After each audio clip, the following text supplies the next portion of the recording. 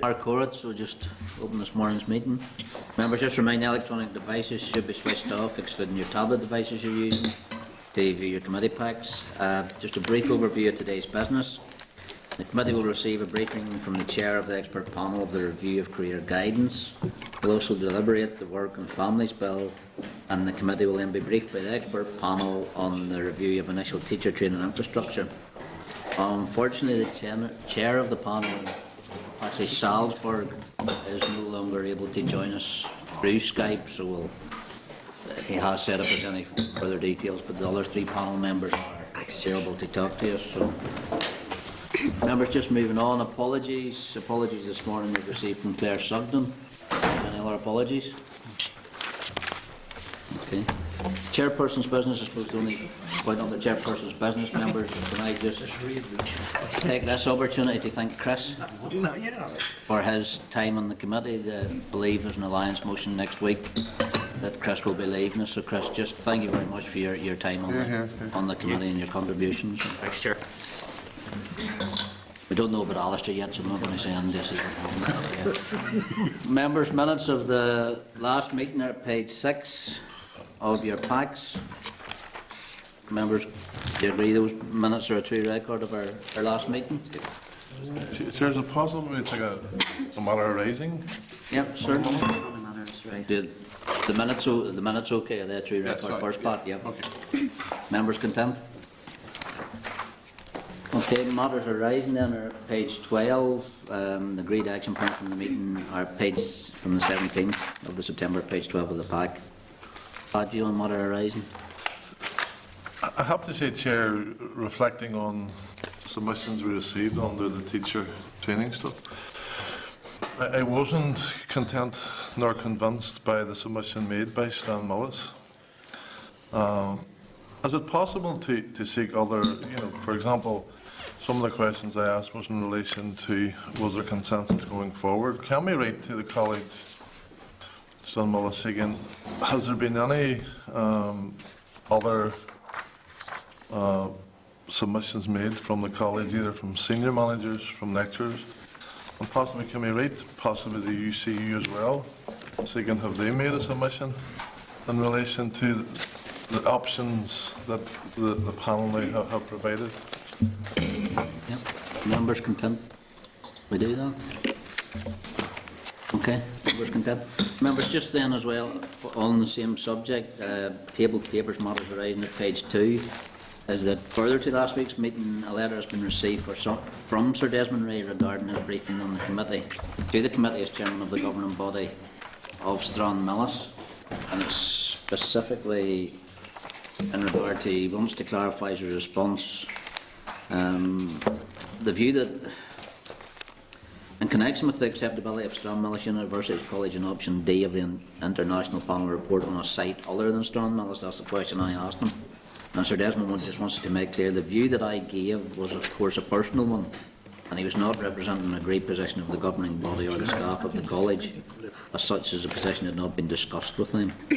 Should such a position emerge further down the line, it would of course be considered by the governing body in consultation with staff. So, Chairman, my apologies for being unable to attend last week, but I would have thought if somebody was coming to give a review, or to give a thing on the college, that it wouldn't have been a personal view would have been given. It would have been an agreed view of the board of governors of that college that would have been given to the committee. And I find it strange that someone came along here and gave a personal view rather than the view of the college. I suppose though it is the fact that he's come back and right to clarify it was a personal view rather than, because if we hadn't sent that letter, we would have believed it to be that of the governing body and of Stranmillis. So I think maybe Pat, taking your proposal. Chair, I didn't see this letter, right, but he was certainly my impression was a wing and a prayer, and he was digging a hole deeper for himself the further we went on to the meeting, and I thought it was a bad presentation, and that's why it triggered my question, because he really isn't reflecting, in my opinion, given previous concerns we've had, this group, the college. okay, thanks. Members will follow that up. Members, anything else on the matters arising? Members, page 15 then is correspondence, also tabled. Points note, page 35 is correspondence from the University of Ulster regarding formal and informal meeting regarding the value of further and higher education. Members, this is a letter from Deirdre Heenan, Pro Vice Chancellor, Communication and Provost of Coleraine and Magee. She would like to present in front of the committee, but understands due to her time scale she's willing to meet us on an informal basis, so we're members content that we have an informal briefing from her. Okay. Can we get a paper in advance of that? Yeah, we'll have that. Members, then just table at page 5 is correspondence from the Belfast Met requesting the committee to host the annual conference for RC 2020 in the Long Gallery on the 10th of October. Just to inform, RC 2020 is a not-for-profit association of community and technical colleges serving cities around the world, and this is the first time the conference has come to Belfast. So it's quite a coup for Belfast Met, and I think it's an honour for us to host them as well. I think they're paying for it, so members content that we host? Yeah. Okay, thank you. Members, 4 invitations, page 85 of the pack. Invitations, Committee for Education, STEMS in this event in the Long Gallery, an invitation from the Assembly Business Trust, an invitation to the launch of Connect 3 project at the Merchant Hotel Belfast, and an invitation from the Princess Trust to celebrate Success Awards at the Titanic building. Members' actions are suggested agreed, unless otherwise indicated. Okay, members agreed. Members' Forward Work Programme, page 93. The draft Forward Work Programme until the 10th of December is tabled. Other briefings may be scheduled as they arise. Members content? Content? Okay, members, thank you. Members, moving on to our first briefing today, and that's by the Chair of the Expert Panel of the Review of Career Guidance. Members, is page 97 of your packs. Can I just welcome Mrs Mary-Therese McGovern, the panel member for Belfast Met College, Mr Brian Ambrose, the chair of the panel, George Best, Belfast City Airport as well. Brian, Mary-Therese are very welcome, so thank you. Folks, over to you. Okay, firstly, welcome the chance to update you, to tell us just where we are. So really, this panel was set up to look at the review that's already been carried out and to make recommendations. If you're comfortable, I'll maybe take 5-10 minutes just to bring you up to where we are. I can take questions as we go, so just interrupt if you want any clarity.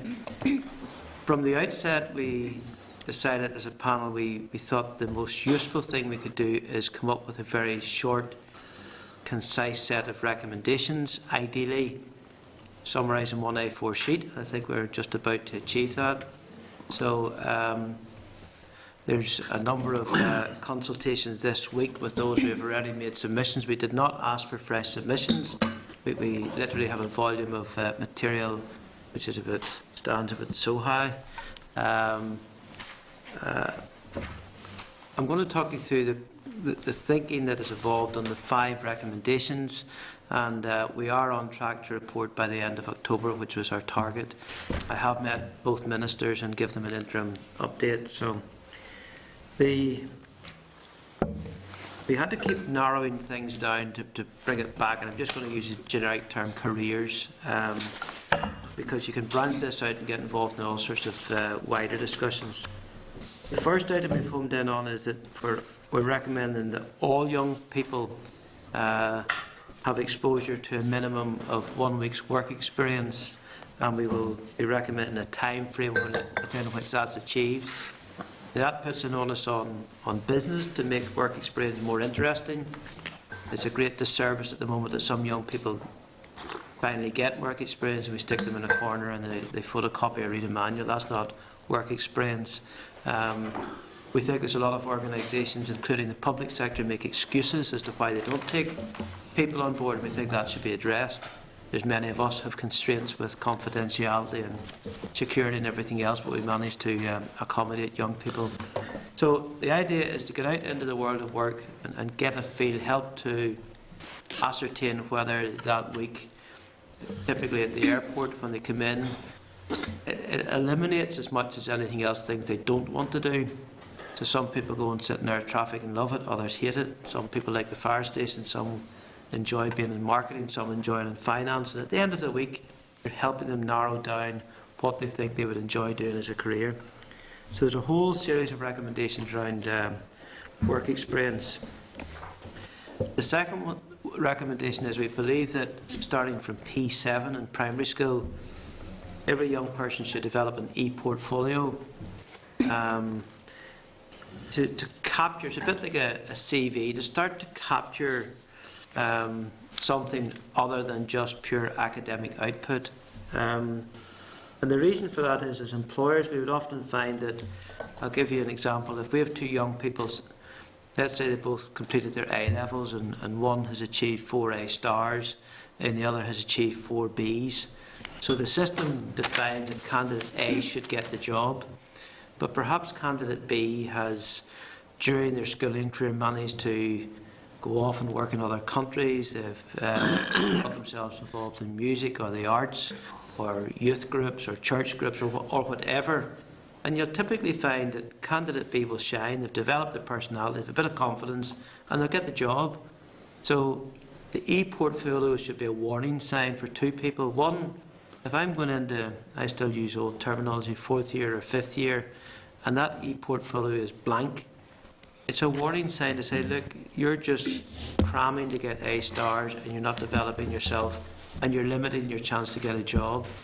We think it's also a good indicator for those at risk of dropping out of the system, the nets as we sometimes refer to them. So we're recommending early intervention. If a young person demonstrating early in their schooling that it's unlikely they're going to hit that 5 GCSEs at grade A to C, there should be an intervention to make sure that young person does something meaningful during their schooling career. The last thing we want, and we know we have a problem in Northern Ireland, that there are too many young people leave the system with nothing, unemployable, and become the 3rd generation unemployed. So there's a big issue around e-portfolio and a lot of recommendations. A third one, we're recommending a careers website. Now, when you look at labour market information, on the positives, there's no shortage of it. On the negatives, you need a PhD to interpret it. So we're looking at a website that actually a young person, and just as importantly, those at home, their parents or those that care for them, can go on and get an understanding. For example, many jobs were created in Northern Ireland in the last 5 years. What sectors? And it starts to inform those career choices. So if you want to pick these A-levels of this university degree, and it's staring you in the face, there hasn't been a single job in the next 5 years. Or another part of the website is to inform on those evolving sectors and areas where Northern Ireland is beginning to grow. So it's not a cumbersome website. It's something whereby, particularly for that generation, would be interactive, it would be exciting, and it's something that both young people and those at home would use. We believe that will take a little bit of time, but it's taken a lot of current data and turn it into something useful. The fourth part then is that when it comes to assisting the young folks make their choices, we think there should be independent careers advice. So while there is some, in fact, on our panel, some best practice on careers teachers and those who have spent their entire life within academia, we think there should be some external input to help young people, because how can you advise if your world has been quite restricted? So we're looking at a number of things there. On the whole careers advice, there's a lack of consistency, we've a lack of uniformity with some schools with careers teachers who are quite excellent. There's other schools who don't have careers teachers and have an annual careers budget of £150, so it says it all. So the lack of consistency is quite alarming, from those that do it very well to those that don't do it at all. And there are those critical points in a young person's schooling career where, when you're coming into third year and you're making GCSE choices, when you're making A-level choices, or at that point when you're deciding, do I go into further education, do I go into an apprenticeship, do I pursue towards the A-levels and the university course. So we need those interventions at those critical stages to help people make the right choices. And then our final one, which is in many ways causing us the most exercise, it is if these recommendations are accepted, how do you ensure something actually happens? So we have a great inbuilt DNA as a panel. We don't want to produce a report that catches dust on the shelf. So we are looking to see, I've met with the inspectorate. They acknowledge that, it's not unusual for a school to be on a 7-year cycle. So I don't hang my hat on the fact that this is on the inspectorate. If I'm a principal, I only have to face up to it once every 7 years, and it's only a small part of the overall inspection. So some kind of quality assurance framework to make sure this is actually happening, because we're aware this is not the first report that's been published. It may not even be the best report that's published, but in conclusion, and both ministers have bought into this up front when I suggested that we would aim to produce a 1A4 page. Now there'll be Professor Tony Watson, plenty of expertise in our panel. We will substantiate everything we say. We will back it up in the rest of the body of the report. But we are following through with our objective to produce 1A4 page that is public representatives. If you want to hold everyone to account, it's crystal clear what we're recommending. And it's a great disservice to young people. There's some best practice, but there's an awful lot working against the young person making the right career choices. And it's either producing people who are capable and choose perhaps the wrong higher level qualification, and we know of this underutilisation where someone with a good quality degree is doing a very basic job, or at the other end there's too many young people spend a chunk of their lives in formal education and end up being unemployable. So that's a very rapid run through. We will complete the wider consultation this week. The panel meet for the final time next month, and we'll be making our recommendations to the Ministers Farry and O'Dowd before the end of October. Any technical questions? I've brought Mary Therese with me. Any superficial questions? I'm happy to take them. Thank you very much, Brian. But I suppose, first of all, coming from the committee's point of view, is how much recognition or cognizance did you give to our inquiry and the recommendations that we put forward? I mean, we've tried to do two things. I mean, it's formed the core of our study. In our report, we will acknowledge if you do everything we say, it will leave things undone. So probably the report you have is more comprehensive, it makes more recommendations, but has a greater risk of not being implemented, was our concern. So we didn't differ with anything that's in that report, but we've looked at that, and when you load that with the CBI report and all the other reports, it just worried us that while there's a lot of good work, there's a danger that some of that good work never actually causes change. So you should find that if you were to do all of this, a big chunk of what's recommended in your report will actually happen, but there may need to be a further piece of work in years to come to address issues, because you can't do everything at once. I think, Chair, it's important to say that the report from the DEL Committee has been extremely influential in shaping the debate. I mean, the big themes that you touched on, the issue about overcoming barriers, the STEM-related issues, the issues about access and about information flowing. I mean, those were big themes that you covered. I think we all felt it was a very constructively critical report, which is what we wanted, and it gave us lots of clues. So it has been quite important in shaping the debates and the discussions, and they've been very much in depth. That's how we conducted our review. So at each of our meetings we took two of your themes, and the Secretariat prepared a briefing for us as to what was in that report, and then we invited input, and we asked Tony Watts to look at some external benchmarks. So that's how we took your report and we segmented it, we broke it into chunks, and said, we'll address two of them at each meeting, and then we tried to conclude at the end of each meeting what our recommendations would be, which is probably a summarisation of what you had in your report. So, No, well, don't mean this to, and please don't take this as being flippant. Was there any of our recommendations you just discarded out of hand as being not worthy of considering any further because of either been too difficult to deliver? Not so much too difficult, but we're trying to. The most difficult thing in getting our wording right is to. Here's the danger. So in your report there was lots of good recommendations. My question is, if I'm the cynic, will you force me to do anything? So what the danger is that the good schools and the good leaders and the good principals are doing this anyway, so they'll continue to do it and probably read into your report and enhance what they're doing. Those that give scant regard to this at the moment, there's a danger that if you word a report that lets them off the hook, they'll continue to give scant regard to it, and they'll think that their only purpose in life is to run an exam factory and to make sure that there's and these, albeit media league tables, they're besotted with that, and we're trying to say, look, there's more to life than the media league table. So I don't think there was any criticism of the report or anything we thought wasn't worthy of implementing, but we did think the wording left it too loose, and maybe we'll fall into the same trap.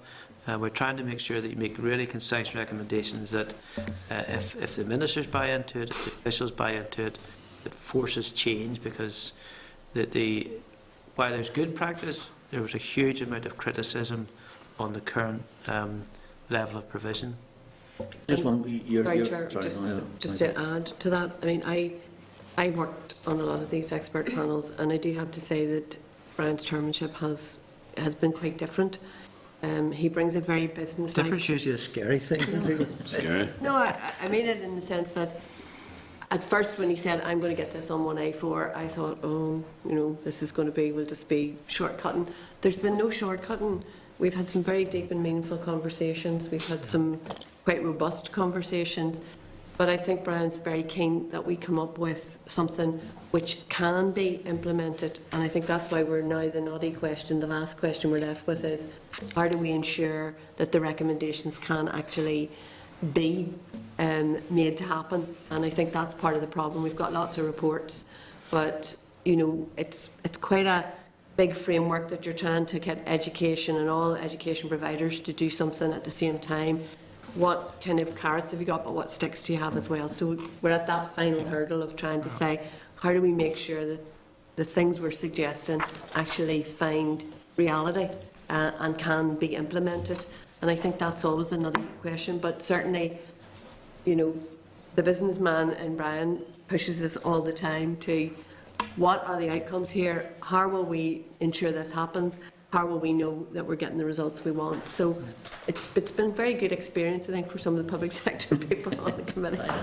But just finally then, just you talked about the carrot and stick approach there, Mary Therese, and your first recommendation was one that we discussed in depth and we thought was crucial, so we agree with, you know, was the value of work experience. Absolutely. How do you engage employers to provide meaningful work experience? Well, in behind the one pager, there's a bit of meat behind it, and you're looking at developing a minimum spec. So we've lots of micro companies in Northern Ireland, and for a lot of those owner managers, small businesses, they would just see this as all too much for taking someone for a week. So there are other ways of doing it. There's a lot of companies would be willing, if there was a regional event, that they would all come along for the day and they would set up their stalls and the young people could come and sample dozens of different companies. So that might be part of the solution. But there are companies like Bombardier who do it extremely well, so let's share that experience and help companies see. You know, I've never had any work experience. We put them through it for a week. I've never had any of them let me down. So, you know, if you make it interesting for them and you keep them moving around, they're there to impress. So we are looking at developing a spec and a set of recommendations to do exactly that, to say, well, what does good work experience look like? And it's not disruptive to an employer. People are afraid of it because they think, well, am I going to waste part of my time looking after this young person? But it's not like that once you've got the experience of it. And I think the example, I mean, I would just use one tiny example. There is an onus, I think, on the educational sector, including FE, HE and the school sector in that, to actually go out and engage with industry. And I see it in my own college. I see the bits of my college where I have lecturers who are out engaging, and you yourselves are aware of it because you're a huge supporter of our fashion side and our fashion management side. And I mean, if you want an exemplar for making sure that everybody gets work placements, that everybody gets organised and spends time in the industry, then they're a great exemplar. If all my lecturers worked the same way as the lecturers in fashion, I tell you, it would be better. So there is that onus. And we work with small employers and we work with big employers in the fashion industry. But the issue is that you've got to go out and make the placements, make it safe for business, for them to know that things will be organised, we'll not just send anybody to them, that it'll be a proper run thing. And I think once they get that confidence, I mean, we now have about 30 fashion organisations and industry leaders and small businesses who are just champing at the bit every year when we come to them. They're ready.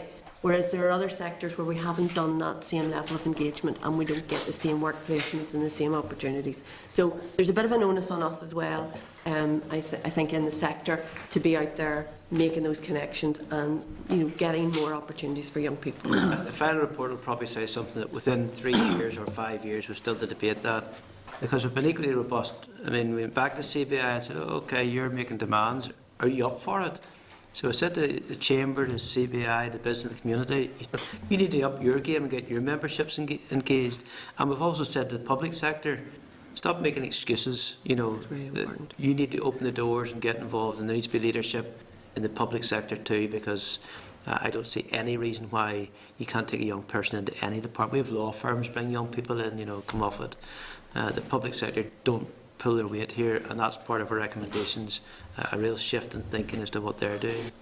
Okay, thanks. Bill? Thanks very much, and thanks for the presentation. Brian, I attended an event that was organised by Business in the Community in April at the start of this process, which you had raised. And I think that gave the industry leaders that were in attendance a good opportunity to hear about the work that was going on with the careers review. But I think it also give those who are in attendance a good chance to hear from young people about their experiences. And I think the young people that addressed that event were very articulate, and I think they all had a great story to tell.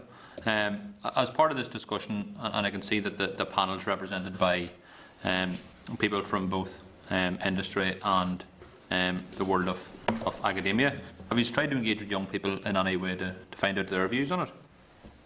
They have. There's been a number of the written submissions where young people were involved and engaged. And we've, through the apprenticeship scheme, spoken to them as well. So we didn't. The danger was if you invited any group in, you had to invite all groups in. So we had dozens of requests for presentations and hearings. So look, we've got the written body of material. But in our recommendations, for example, see when it comes to the website, we're recommending that there's young people brought in for the design of that, because frankly, my kids understand this game better than I do. So what would be interesting, what would cause a young person to want to go onto a website? They want it to be interactive. They don't want dozens of Excel spreadsheets. So there's part of our recommendation will actually involve them in developing the solution as well.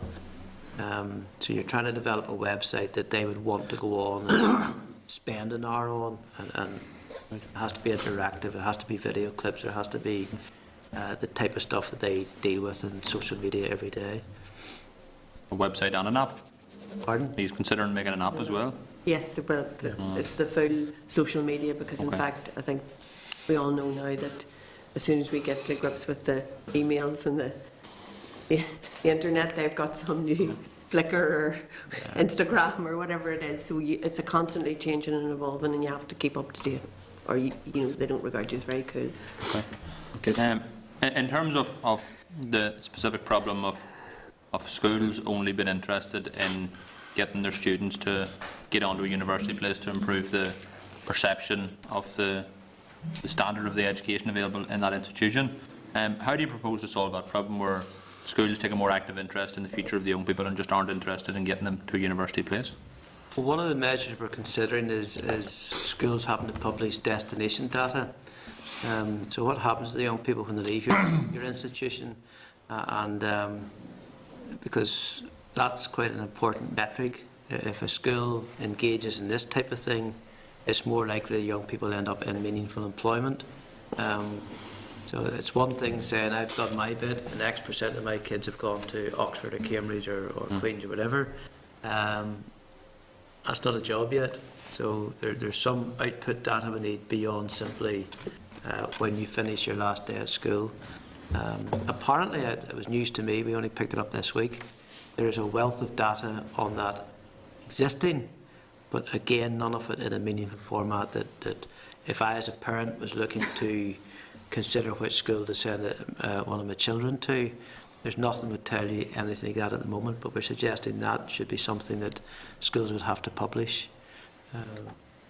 I think also sitting alongside the careers review, Dell's obviously doing that jointly with DE.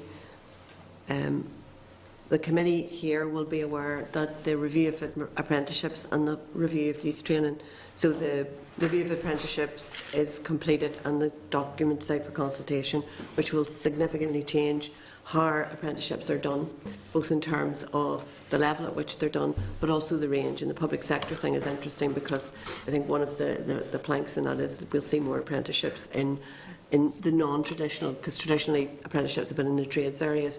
We'll start to see apprenticeships in ICT and financial services, potentially in public service. So that's going to change, I think, the view which people take of apprenticeships. And then secondly, the youth training review, which hopefully I think is going out to consultation fairly soon as well. So you've got a real change in the alternatives to university in the Northern Ireland context. Now I think in Northern Ireland we've fallen behind, way behind where we used to be. There was a time in Northern Ireland when doing an apprenticeship was seen as a good thing, and parents wanted their children to go into apprenticeships, mostly boys obviously, but that was the way it was. That has fallen by the wayside, and we need to rethink how we approach, and we need to get parents again to see apprenticeships as really important possibilities. So we have, for example, now good examples coming through in Northern Ireland where PwC and Deloitte are now taking young people in with GCSE and A-levels onto apprenticeship schemes to do accountancy, to do financial services, to do tax consultancy, and that's a completely different route than going to university. And in 3 years' time, those young people emerge with their accountancy qualifications and their tax qualifications and no debt, and they've been paying. So that starts to become an attractive route, but we haven't got to the point yet where the career service and schools are, understanding that route as a very valuable, very good route. So we have a way to go. I accept what you're saying. We will absolutely have to do a lot of work on alternative routes to university, and to give young people hope that if they don't want to go to university or they can't afford to go to university, there are other completely viable ways to have a fantastic career and to go forward. It's not the end of your life if you haven't got 4 A stars and aren't going to university. There are extremely important other routes to very good careers and to careers that pay as well as those who go to university. So I think in Northern Ireland, this careers review has to be seen in a kind of continuum of change in relation to the whole way we treat vocational education and the way we treat mainstream academic education So as well. we're not naive. We know there's maybe vested interest is too strong a word, but there's influences that are actually directing young people away that may not be in their best interest. If this starts to get hold and this information is meaningful, young people start to vote with their feet. If they're better informed, they will be able to make a better decision, and that may not be just being driven down a particular track because I get money if I take somebody from this level to this level. So, some of this is turning a tanker, we're aware. But when you talk about Well, can you- it is a short question. It is the destination data. I think you're talking about. Are you talking about just for the previous cohort, last year's cohort of students, or are you talking about 3 or 4 years beforehand? It's a bit of a shift whereby schools sometimes like to publish, I was down with the principal of Inst recently, and the tradition had been, here's a number of old boys that are now household names, and that's okay. But it's a more meaningful data to build up over the years. Say, okay, last year we had 700 boys left Inst, and 500 of them are now in employment and 200 are still looking for a job, oversimplifying the thing. So look, this will take time to build up, but you want to be able to start to get a school or a college or a FE provider that's got a reputation to say, you know what, if you go here, you have a better chance of getting a job than if you go there. Right, thanks. Thanks, Rob. Thanks, Chair. My President, Ben, very welcome. Clearly, our committee have undertaken two very, very important inquiries. One, the careers one, which now the executive have taken ownership of, and the other one was NEETs as well, which is hugely important.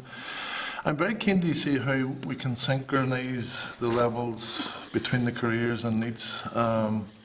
But before we go on, in terms of, because I think Brian may have taken it, but I also chair the all-party group on learning disability, and one of the biggest issues facing them is the level of careers guidance that their child faces.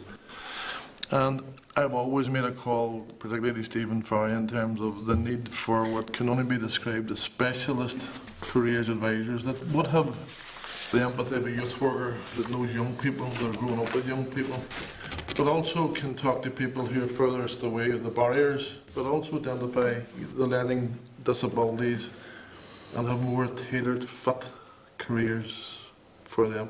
Where do they fit in this? I'm chairman of MENDCAP, so of an empathy for that whole area of learning disability. In many ways, it doesn't differ, that you're trying to give a person up with whatever range of abilities they have a much more informed set of choices. And when you take the nets or those that are going to drop out of the system, it's that early intervention that's starting to say to you, why do we just go through, if we know in first year that we have a problem here, we just persist with it for another 5 years and then dump some young person out the other side. But that's one of the, going back to the chair's point, that there may be weaknesses in what we do, that by going very focused and saying here's 5 things that are going to have, or 4 things with the backup that's going to have material impact, there may be people that feel we haven't given learning disability a strong enough profile, we haven't given somebody else a strong enough profile. But if you keep the principle the same in whatever form of education young person's in, they just need much more meaningful information. I mean, for me, this is an important issue, and it's one that we looked at. And obviously, in my own college, we have a large learning disability side. I think, firstly, the recommendation that there is an independent, for every child, that there is independent careers advice. I think that is a good starting point, and I agree with you. I think the style of that has to be a bit different. It's a bit different from meeting your teacher. In some cases, it will be much more appropriate that it's a youth worker type approach and more interactive, and that's the same with NEETs, because some children will sit very well and want to behave in a classroom. Other children don't react very well to that. So I think that's the first issue. I think secondly, the e-portfolio, every child will have the e-portfolio. So again, that's an opportunity. Even with children with learning disabilities, they too have a right to have, and should have a right to have, that portfolio, and we should be looking at it and making sure that there is constantly things coming onto that portfolio. And I think the labour market information is also interesting, because I can show you that a large number of our learning challenged students are in employment or in types of employment. So there are employment opportunities there for children who and young people with that. But I think quite often people don't know that. And again, having labour market information available, which gives young people, and obviously the website would be interesting too, and I think we should build that into the website and to the social media. But giving those children who have maybe more challenges role models and images of very positive enhancement of their lives through career paths and other things. So I think it's kind of changing the attitude, and I think what you say is absolutely that youth worker, that slightly different approach. We have to look that one size doesn't fit all. Mencap, we have young folks that have been involved in Special Olympics. You just see a spark with them. They've it's built their character in a way that, and that's on your e-portfolio. No, I appreciate that, and it's something that I'm very passionate about is disability, but harking that, we have 30,000 people in Northern Ireland who are neat, who would be academically challenged. And it's grand, and we're right, my treasure right to talk about STEM, and we're all talking about STEM, and we're all talking about the higher level apprenticeships, which the Minister is a good project. But how do we reach those 30,000 who are the furthest away, that unless they're fundamentally part of this review, and actionable points towards that? Well, I mean, the two bits that we see coming together there, or three bits, I mean, sometimes the work experience, if those people did get the chance just to get out there and experience and find something they're really interested in. I'll use our own company as an example. We have such a wide range from an air traffic controller earning 6 figures to, you know, every other job you need to keep an airport going. Now, if someone who's a future needs type risk gets work experience at an airport and says, you know, it mightn't be my dream job, but if I get in here as a baggage handler, you know what? It might be that a lot of those baggage handlers have now got jobs in other parts. You can see a career path. The e-portfolio, again, if you have an external independent advisor sitting down, it's not that these young people have no talent. It may just be that they're unlikely to have the ability, the discipline to get GCSEs, but you're starting to say to them, if you're involved in music, you go for it. And make sure that it's not you're just one of many, but you could be the best. So you're intervening and taking an interest in a way that it doesn't seem to happen at the minute. Sorry, Brian. I'm going to finish because the chair's pushing me on, and he's right. Our answers aren't as concise as My question is actually very short. but in terms of, given that there are so many of our young people vulnerable, marginalised, 30,000, you have to engage with the niche organisations, and you have to, you know, we've heard very good positive stories of young people who are on employment programmes and the joint ups thinking between careers and employability programmes. But I think you would be failing. I know you've said you've received umpteen written presentations, but I think the best organisations that can advocate and champion a young person's voice is those niche organisations that come under this committee. Brian, you need to talk to them. Okay, thanks, Pat. David? Thanks, Chair, and very welcome. Thanks for the presentation. I really just wanted to go back to the point you made yourself, Chair, in relation to work experience and the difficulties that surround that. And I was looking to get a wee bit more meat on the bones you alluded to, Brian. I'd be one who would advocate a root and branch sort of overhaul of the work experience system, because from the outset the onus is on the young person to actually find a place, which is very difficult at times, certainly in certain areas it is. And you've just witnessed so many young people getting a week in the school property with a bin liner and a litter pick, putting in a week there, you know, and right through to the fact that it's even 1 week enough over a 2 or 3 year period to make that judgment. And just wondered if you could put any sort of further meat on the bone. Well, I'm happy to talk. I agree totally with you. I think that often work experience is seen as something, you know, have to add it on, they have to all go out for a week, or they have to do this, or they have to do that. And quite often the onus is put on the young people. And I think we would identify that as difficult. You're all aware that of the public debate about, you know, internships and who gets internships, and it's not what you know, it's who you know, and that sort of thing. And that does happen in schools as well. Children whose parents know people who can give them a week in, you know, a solicitor's office, or give them a week in wherever, obviously are going to have a better advantage than the child whose parents don't have those connections, and so they're the ones who end up, you know, with what the teacher's got left or whatever. Certainly in our college, and I've alluded to it, I mean, it's not at the level that I would want it throughout our college. I think there are some parts of our faculty who are very good at connecting with business, at going out, making those connections, talking to those businesses and being clear with those businesses about what our expectations of a work placement would be and the sorts of things we want our young person to encounter, and then preparing the young person so when they arrive at the business, they, you know, everybody keeps up their side of the bargain. I think we have a long way to go. I really do. This is a big ask, but I think it will be a very important ask. I've already indicated that the education sector has to be much better at how it does it, but Brian has also alluded to the fact that he's challenged CBI, he's challenged the other you know, employer organisations, the chambers and whatever.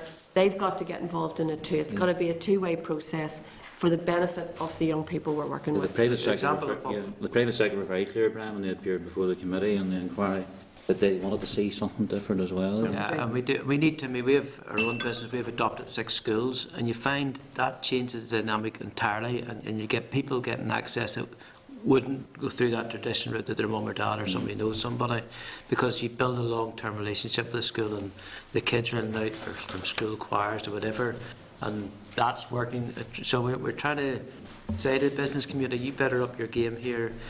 You're right, the 1 week is an absolute minimum. I mean, if that's all you achieve, that's fairly pathetic. Some people aren't even getting that, but there should be a multiplicity of engagements, and even if it's just a school choir coming down, they're out in the world of work, they're seeing something different. We've turned the light round on business pretty powerfully. Thank you. Thanks, David. The Callan Division. Tom. Sorry, thank you, Chair. One of the recommendations that you're proposing is the careers website, either a new website or the upgrading of it or whatever. Who's going to be responsible for that, for the upgrading or for setting up a new one and for making it attractive and for maintaining it and all that type of thing? I mean, and a lot of this, my own observation is that this shouldn't need any money. Just redeploy people who are doing things that maybe aren't adding just so much value and put them onto something like this. So I think you put it back to the 2 ministers and say, you know, you find resource, because we have people met with us that are gathering this data. It's not that we're not paying people good wages to do, but they acknowledge themselves that it's not in a format that, unless you're an economist, it makes any sense to you. So, I mean, I don't know the answer to your question, but I'd be saying to the 2 ministers, you don't need to ask for any more money. Just go back and find the number of people that are gathering data, replace one of these people with a marketeer, you know, bring in different skill sets, set up a working group, and the schools and the young people get involved in it. Business, we'll volunteer people who do this as a living, and we'll help them develop it. To me, it should be the easiest thing in the world to get a working group together, and to me, this has to be ready for the start of next term. This isn't a 5-year get lost somewhere. A nice, concise working group with 6-month programme, get it up and running, and not cost you a penny. Yeah, well, we're not that interested in the cost of setting it up. But the thing is, it's one of the key recommendations that you've condensed this in. This is one of the things going forward, and therefore it's all right. It's all very well making a recommendation or putting forward a proposal, but then it's following that through, and who is going to be responsible, obviously, for setting this up and for maintaining it and for making sure that it is something that is fit for purpose and it is attractive for the young person out there. And I think that, you know, that is a key issue.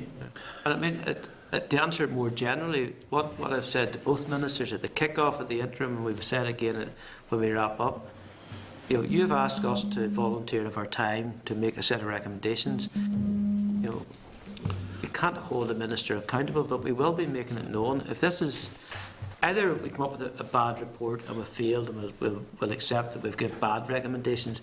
If there's an acceptance that we've incorporated what you had in your report, that this makes sense, you know, I'll be certainly making it known if in 12 months' time there's no evidence anybody has done anything. I'll make it known in the business community that, you know, I'll not be volunteering for anything else. So we are looking for results, and ultimately you're saying to the ministers, we're giving you a tool. Now, you go back within your departments and find resources and make it happen.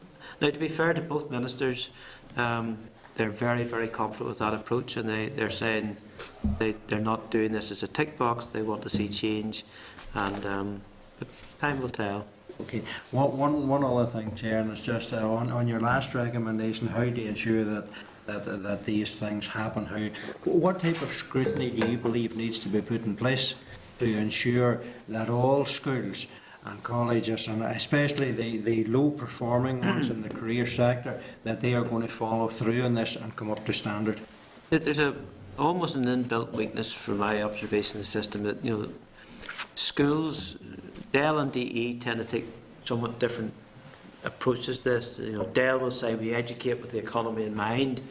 DE are somewhat more, we don't want to dictate to principals what they do. And then you have, if something's not working, it falls in the first instance, my understanding is, to the Board of Governors. And some of those would be strong and some of those are weak. So we're trying to get information through the websites, and again using a business approach. If we develop a website, we're going to promote it. We're going to be sending things into the homes that these young people come from and say, look, here's a tool. Now, there has to be something whereby the Board of Governors are now asking the principal, what are we doing on careers? I mean, we've shied away. To legislate some of this could become very heavy-handed. To bring it onto the inspectorate is only part of the solution because of the infrequency of inspection. Something that we're kicking around is, it's a minister's every right to be asking the inspector to go in and audit this in 12 months' time and find out, is there any change, or is it still the good schools are doing good things and the bad schools are ignoring all of this? It is, to me, the most difficult one to pin down because it's all right saying you can use terms like mandate, but even that doesn't guarantee anything in life. So we have to be realistic to say, let's not be naive and put something out that reads well and think things are going to change. We have to give it teeth in one sense, but hopefully there's a bit from the young people themselves that begin to take control. If they're better informed, they'll start to shape this agenda.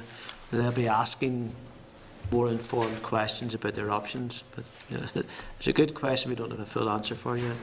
Okay, thank you. Fran? Chair, and again, thanks for the presentation.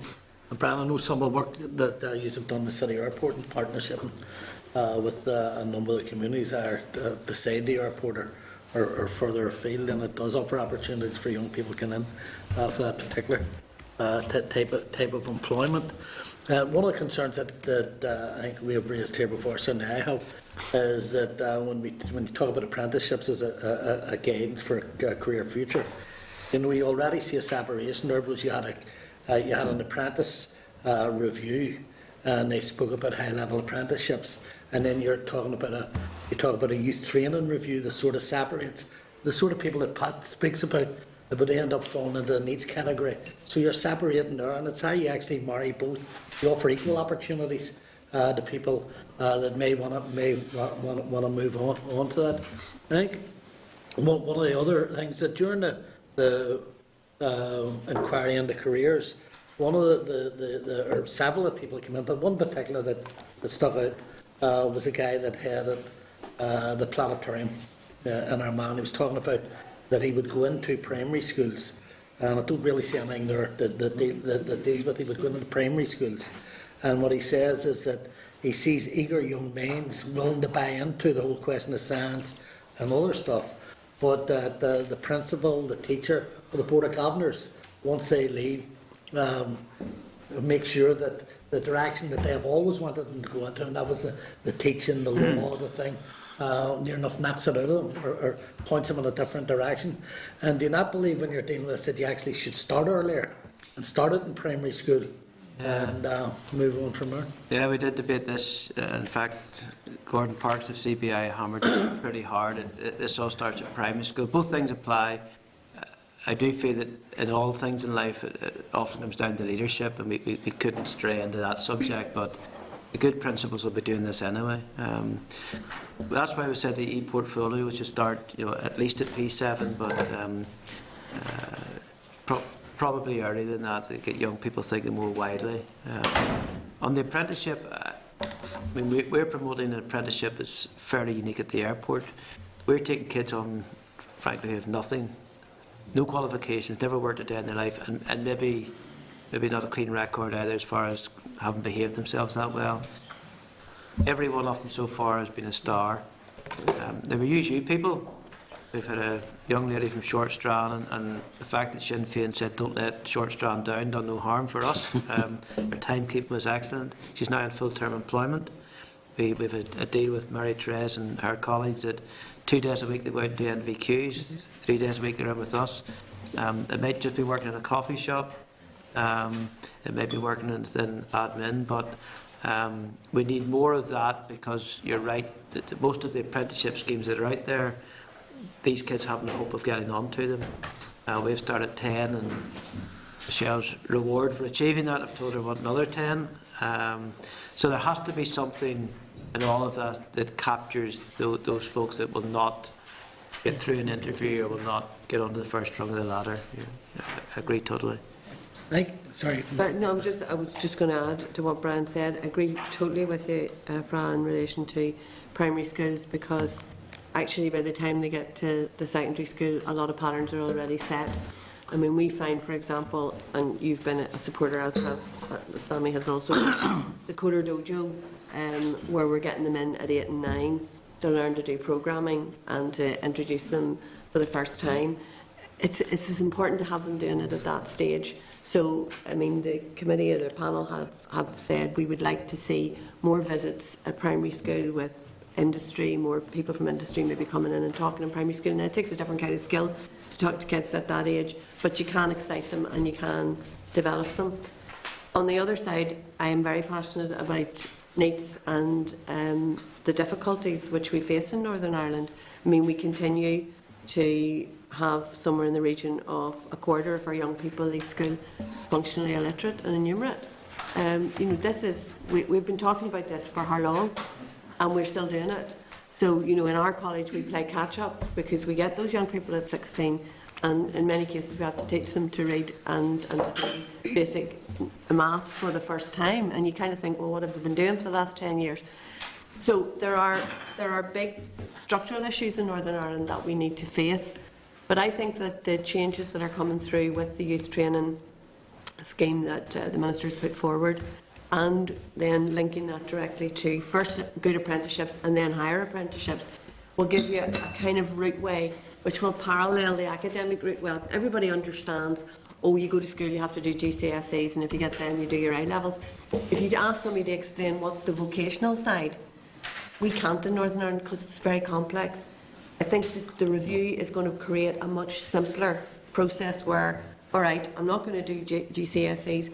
What I'm going to do is I'm going to go into a youth training scheme and I'm going to do my level 1, 2, 3 and 4, which are equivalent to the GCSEs and A-levels. And I think once we start to understand that better, we see more opportunities and we can put people through.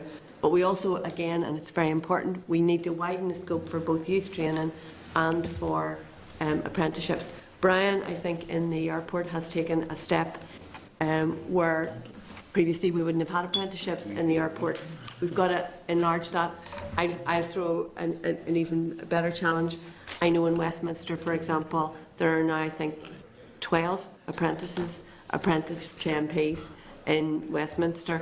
So in the rest of the, you know, the UK, there's a widening concept now of what apprenticeship. But I am showing that we've had a very narrow focus on what apprenticeships are. I think we can talk more broadly about apprenticeships in public life, apprenticeships in, you know, if you want to work in policy development, in the political sphere, well then why shouldn't there be an apprenticeship route to do it?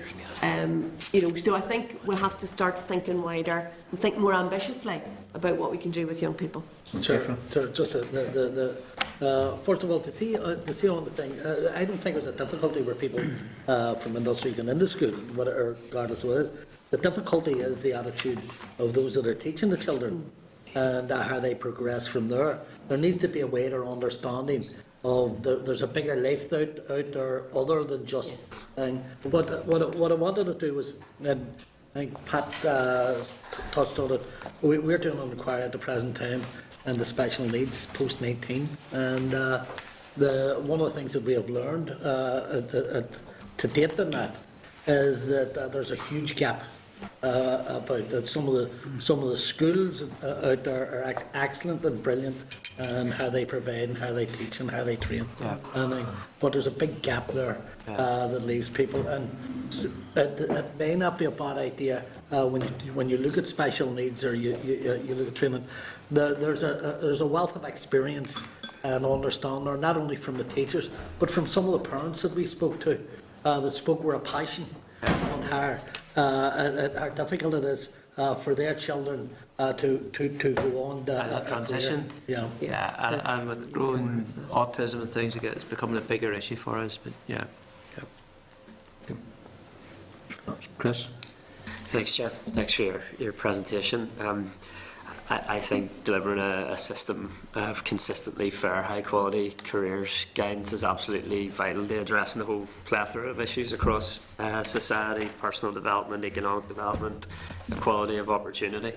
So I proposed the inquiry back in June 2012 when the executive was proposing to dissolve DEL. So I tried to sneak it in as quick as I could, and glad I did. Glad the joint review is happening now as well.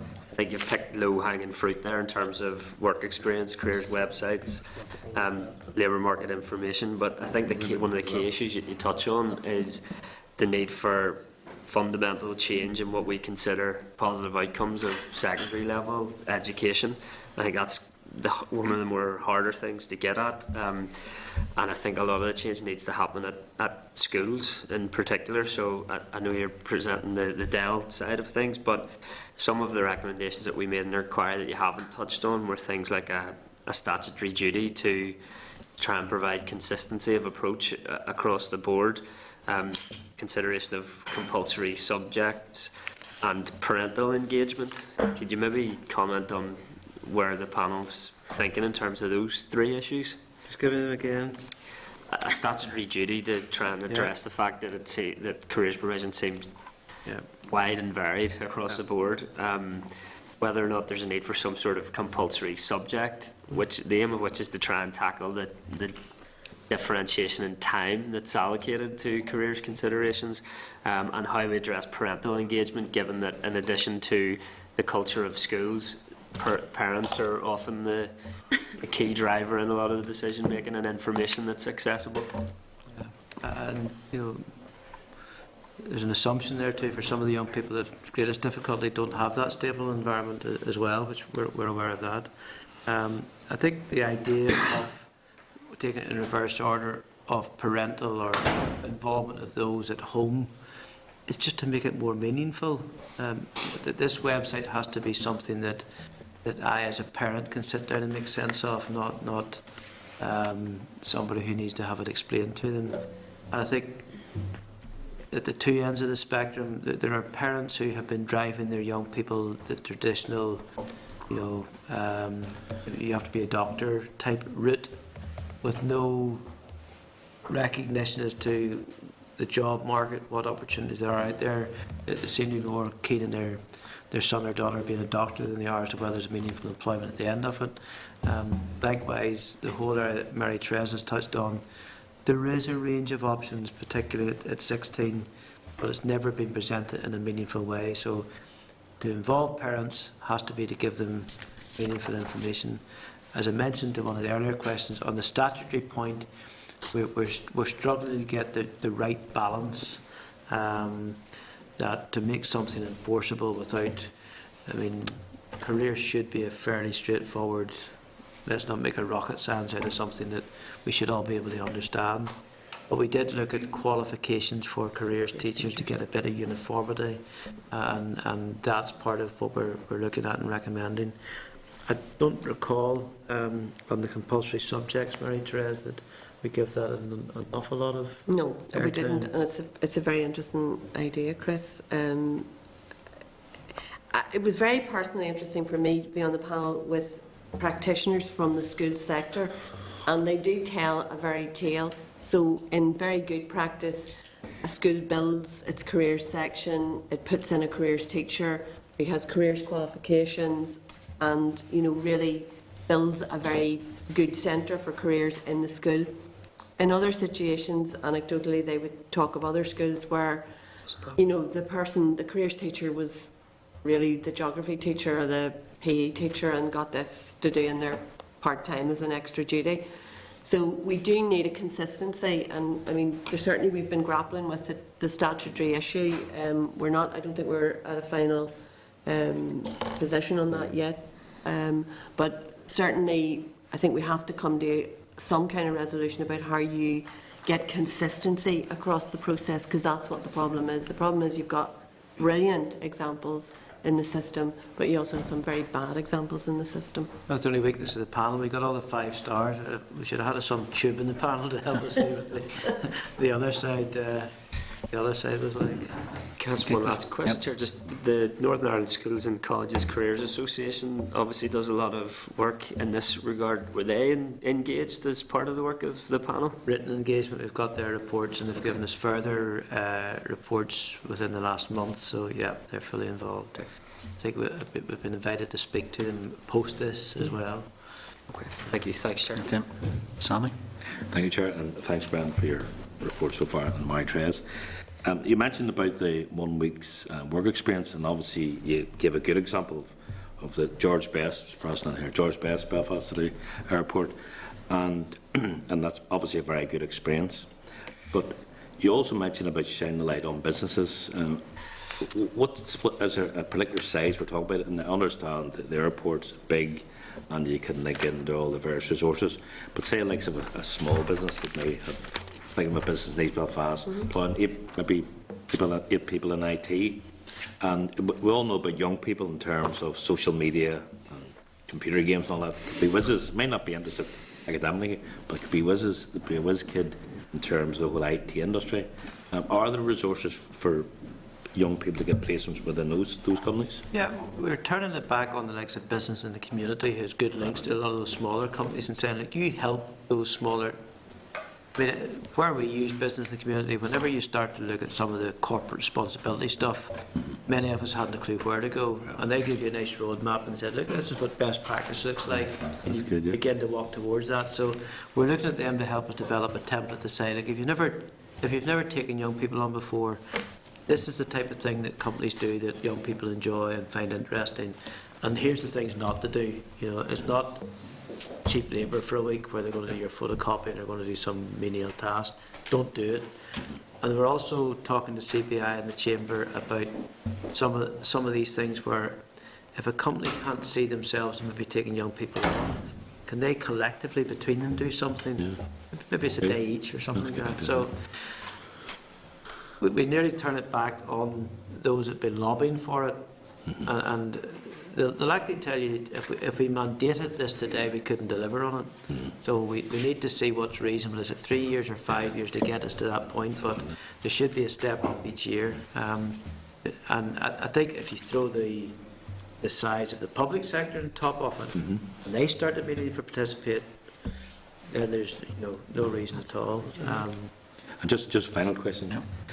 Chris had mentioned about the parental involvement, and obviously all the research would show that a huge influence of outside the school gates in terms of parents, but also the wider community as well. And I was thinking along the lines of, I remember East Belfast Partnership had a programme where it was called Dads and Lads, where they got young kids there who had no interest in school, but interested in football, boys and girls. And they linked them in with Glentoran, who was the second best team in the world, Rangers of course. But they linked them in with Glentoran, and what they actually did was they took them to the matches and got them to write a wee report, and all of them got prizes at the end of it. Have you looked much at how the wider community in terms of youth groups or even churches you had mentioned earlier on, Brad? This is a reward to take a young person to a Glentoran match and write a report. Have to say yes. I'm with you in that. No, I think all of that is in the outworking to find out, if you're going to achieve this, it's going to be more than the traditional companies that have been doing this. And you're quite right, it doesn't necessarily have to be only businesses. And I'm sure you'll get willing participation of some of these other groups, but no, we hadn't We hadn't discussed that, but it widens it out for us. I just finally just say to Mary-Therese McGivern, like yourself, I sat under Brian's chairmanship as well, and it was scary for me as well too. Bronwyn? Thank you for your presentation.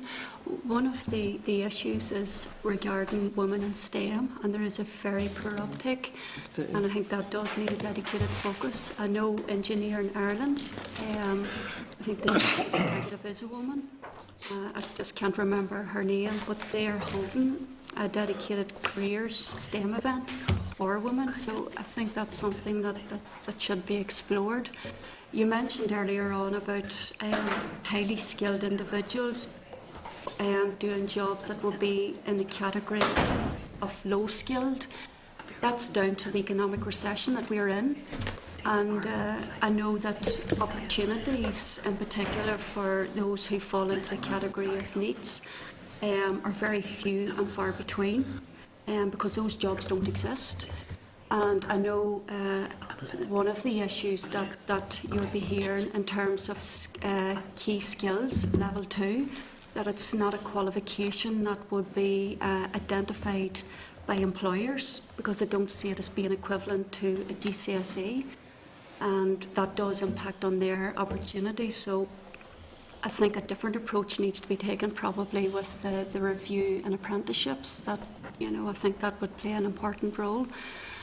But regarding women in STEM, have you come up with any initiatives or any ideas around that? There's a couple of things. I don't think higher skill and lower skill is necessarily just an indication of the economy. It goes back to the fundamentals, but this is about poor career choices. So you have people who have got degrees, but degrees in sectors where there's no jobs, whereas if they've chosen a degree in a different sector, they could well be in high level employment at the moment. So it's quite often that's the route. It's not exclusively, but that underutilisation is quite often poor career choices. Women in STEM is part of what we've swung it back around to business again.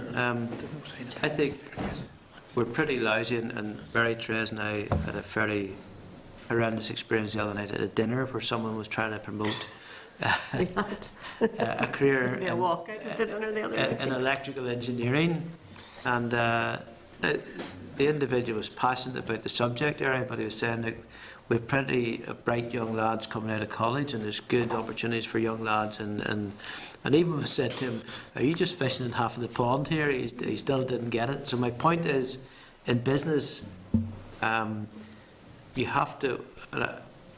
One of the things we do poorly sometimes, instead of taking our best people out to have these engagements, that we put people out who have a bit of spare time.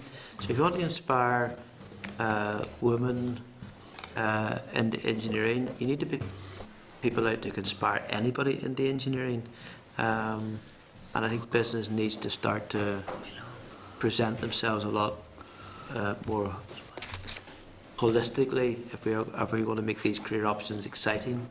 I mean, you're absolutely correct. It's I think in Northern Ireland it's hard to get a good number of people interested in engineering or the STEM subjects in general. So we've got a problem. I think we have a class problem as well, which we don't talk a lot about. So more affluent students will tend to pick the sciences than less affluent students. So that's a problem too. But absolutely, girls are, you know, not choosing to go into this sector at all. Now there are a number of initiatives, and I know the engineering side have done it. Dell itself has sponsored quite a number of events. We had a sixth form event for girls recently on ICT careers and that sort of thing. But we do have a fundamental problem, and I think that we have to make these industries more attractive.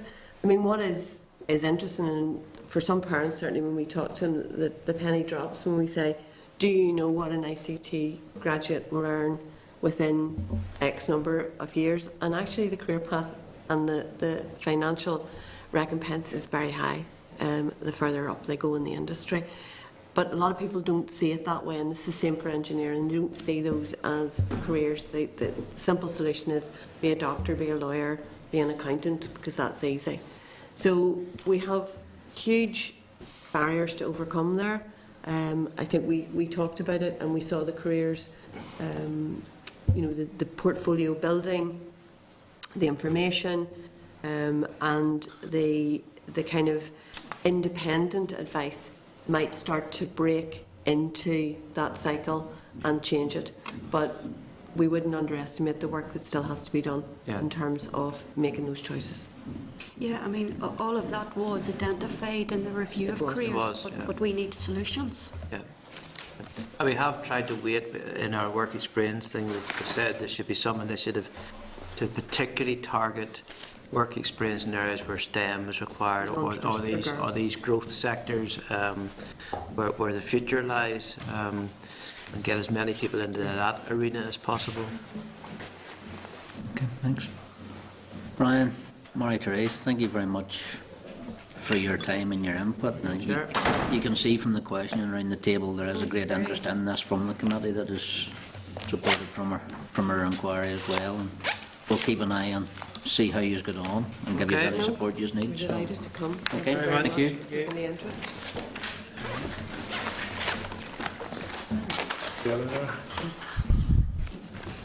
Give me a yellow card.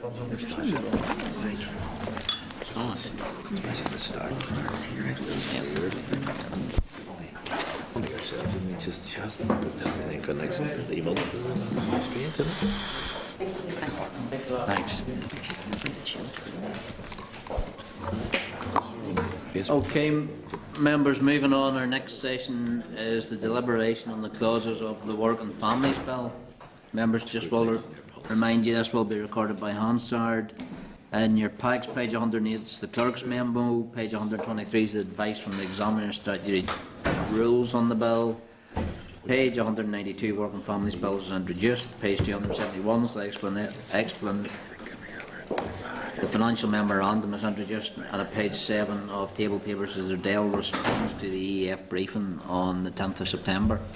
Members, can I just welcome again Mr Tom Evans, Deputy Director of Strategy, European and Employment Relations Division, and Dr Alan Scott, Employment Relations Policy and Legislation Branch. Okay, members, just for advice, this is the committee's chance to deliberate on the clauses of the bill and to give the committee time to think through any issues members may have. Members will have the opportunity to raise any concerns or suggest any amendments. Members should read the relevant clauses and paragraphs in the bill along with the related commentary in the memorandum. To assist in this, the clerk has provided at page 108 of the pack a paper bringing together all the issues raised by the respondents to the committee's call for evidence. Members, you will note that the bill is the vehicle for a number of more detailed regulations, and all of the issues raised by respondents will actually be dealt with in the regulations rather than the bill itself. The Examiner of Statutory Rules has looked at the delegated powers and believes that DEL has approached the regulations correctly, bringing forward the important regulations by the confirmatory process. The Examiner's report, as I said earlier, is at page 123. To proceed through the bill systematically, I will go through each part of the bill and ask the committee does it have any issues to raise. DEL officials are present to answer any questions members have, and after the bill is finished I will go through the issues which are outside the strict remit of the bill. Members, are you content we proceed in this manner? Members, Part 1 is the defined expressions, Clause 1. Part 1, defined expressions. This provides definitions of terms and expressions used throughout the bill. Members, no specific issues were raised in the consultation. Do members wish to raise any issues? No. Members, if not, I'll move on then. Part 2, shared rights of leave and pay, clauses 2 to 14. Part 2, shared rights to leave and pay. Part 2 consists of 13 clauses covering 3 broad areas: shared parental leave, statutory shared parental pay and other statutory rights. Members, no specific issues were raised in the consultation. Do members wish to raise any issues? Members, if not, I'll move on to Part 3. Part 3, time off work, is antenatal care, adoption appointments, and this covers clauses 15 to 18. Part 3, time off work, antenatal care, adoption appointments, This consists of 4 clauses, including the rights to attend antenatal appointments and a right not to be subjected to detriment for agency workers. Members, no specific issues were raised in the consultation. Do members wish to raise any issues? Members, if not, I'll move on to Part 4. Part 4 covers other employment rights, miscellaneous, in clauses 19 to 20. Part 4, other employment right, miscellaneous. This is 2 clauses on flexible working and the procedure for regulations as to a prescribed amount of annual leave. Members, no specific issues were raised in the consultation. Do members wish to raise any issues? Okay, members, if not, I'll move on to Part 5. Part 5 is the general provisions. That's clauses 21 to 24. Part 5, general provisions. This contains 4 clauses, including repeals and commencement dates. No specific issues were raised in the consultation. Do members wish to raise any issues?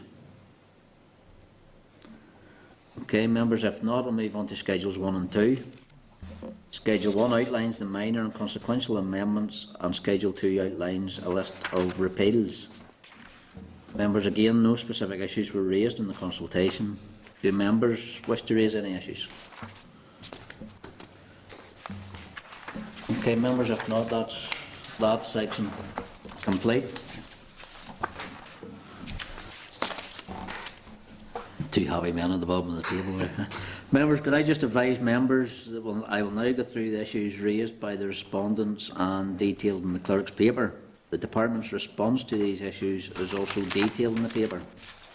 Just advise members that, as you will already have read the clerk's paper, I will progress through the issues in the paper by the headings, and members can make comment on any which they wish to consider further. Members, that's on page 108 of the pack. Consideration of clauses were done. Yeah, sorry, members, starting at page 110, there's actually the issues to be considered in the regulations. Members, the first issue to be considered in regulations is the 2-week negotiation period may not be long enough. Issues were raised by the CBI, but the department's responses are there. Members, have you any comment? Content with the department's response? Yep. Okay, members, moving on is the EEF, and it's concerned that the proposals provide scope for an employee to make and then withdraw a request, resulting in a wasted employer time. Remember, the concerns are there, and there's also the notes of 24 and 25. The department does not intend to set specific requirements around how employees engage in discussions. Members, do you wish to note any further, or content to note? Content with the department's response? Members, following on, the EEF made the following points about the process for requesting leave. They raised the issue of an employee's initial notification of leave should be binding. Employers should be able to veto an unsuitable period of leave. The 2-week period during which an employer must consider a leave request is too short. Members, there is a department response? No. Members, with no department response from any of those? Tom or Alan, do you want to comment on those? That is the department's. Well, that is the department's response. Members, apologies. The department's response is there from 26 to 33. Apologies for that, Tom. They put you under pressure there. Members, are you content to note or accept the department's response to those 3 concerns raised by EEF? Members, content? Members, then, is the cut-off point for parents taking shared parental leave should be 52 weeks from the start of maternity leave rather than that of the birth of the child. Members, the department's response is there from points 35 and point 36. Members, you content to note the department's response? Okay, members, content. Members, the right to return to the same or a similar job when returning from periods of leave totalling up to 26 weeks. There's issues raised by the CBI at points 37 and points 38. The department's response runs 39, 40, 41 and 42. Clarification to those. Chair, can I just clarify something? I think the department's response was that the right to return thereafter is the right to return into the same job, subject to that being reasonably practicable. What does that mean then, Tom? Well, it means in the world of Reasonably business that the reality of it is, for some reason, that job isn't there anymore, and in the take of the last 6 years, we've had some very difficult times. Yes. But what it doesn't mean is that that person's treated any differently in those situations, but it is for the employer to demonstrate that they've taken every step to try and meet the honour of that commitment, but it may not be. Are there guidelines on that? I mean, are there a checklist? In the regulations, Alan, will be. There isn't really a checklist as such. I think the requirement to return would really be if the employer has a genuine reason, and that would then come to be assessed if it ever came to a tribunal. That would be looked at there, rather than having specific requirements. So it would really be assessing the merits of the situation. The tribunal would, yeah. Okay, thanks, Alan. Okay. All right, Sammy, content? Members content? Okay. Members, moving on, keeping in touch days. Issues raised at 43 and 44 by CBI and ICTU. The department's response is at points 45, 46 and 47. Members, are you content with the department's response? Okay. Members, moving on is the day one right to shared parental leave and pay. Issues raised at 48 and 49 by the ICTU. Department's response running from 50, 51, 52. Members content to note the department's response to those concerns. Okay, members content. Members, the EEF believes that employers will find it difficult to arrange cover for employees absent on shared parental leave. The response from the department is at 53. Members content. Okay, members. Members allowing parents to take leave in 1 week blocks. There was issues raised by ICTU and CBI at points 54 and 55. There's a department response at 56 and 57. Members content to note? Content? Okay, members, is the amount of statutory pay available? There's an issue raised by the ICTU through points 58, 59 and 60. Department's response is at 61, 62, 63 and 64 and covers clause 12 of the bill as well. Members content? Okay, members, thanks. Content to note. Members, the EEF suggested that uptake of the right of shared parental leave is likely to be low. There's a response from the department then at 65, 66 and 67.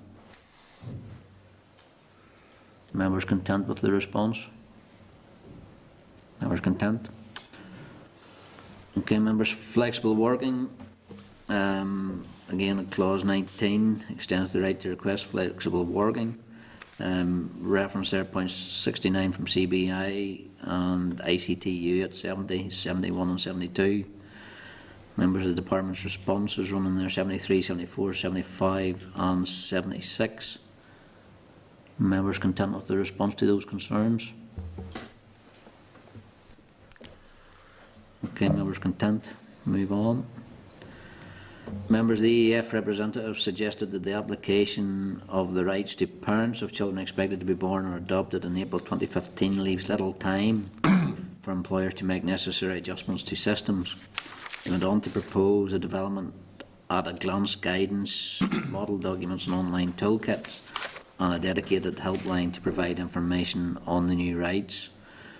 Members of the department has responded at 77 and 78, and the department has acknowledged this as a short timeline, but they give assurance that those guidance and online tools will be made available as quickly as possible. Yep. Members content with that response? Yeah, Chairman, provided that all these tools that are required will be out there for those people as soon as can be done after the legislation is implemented.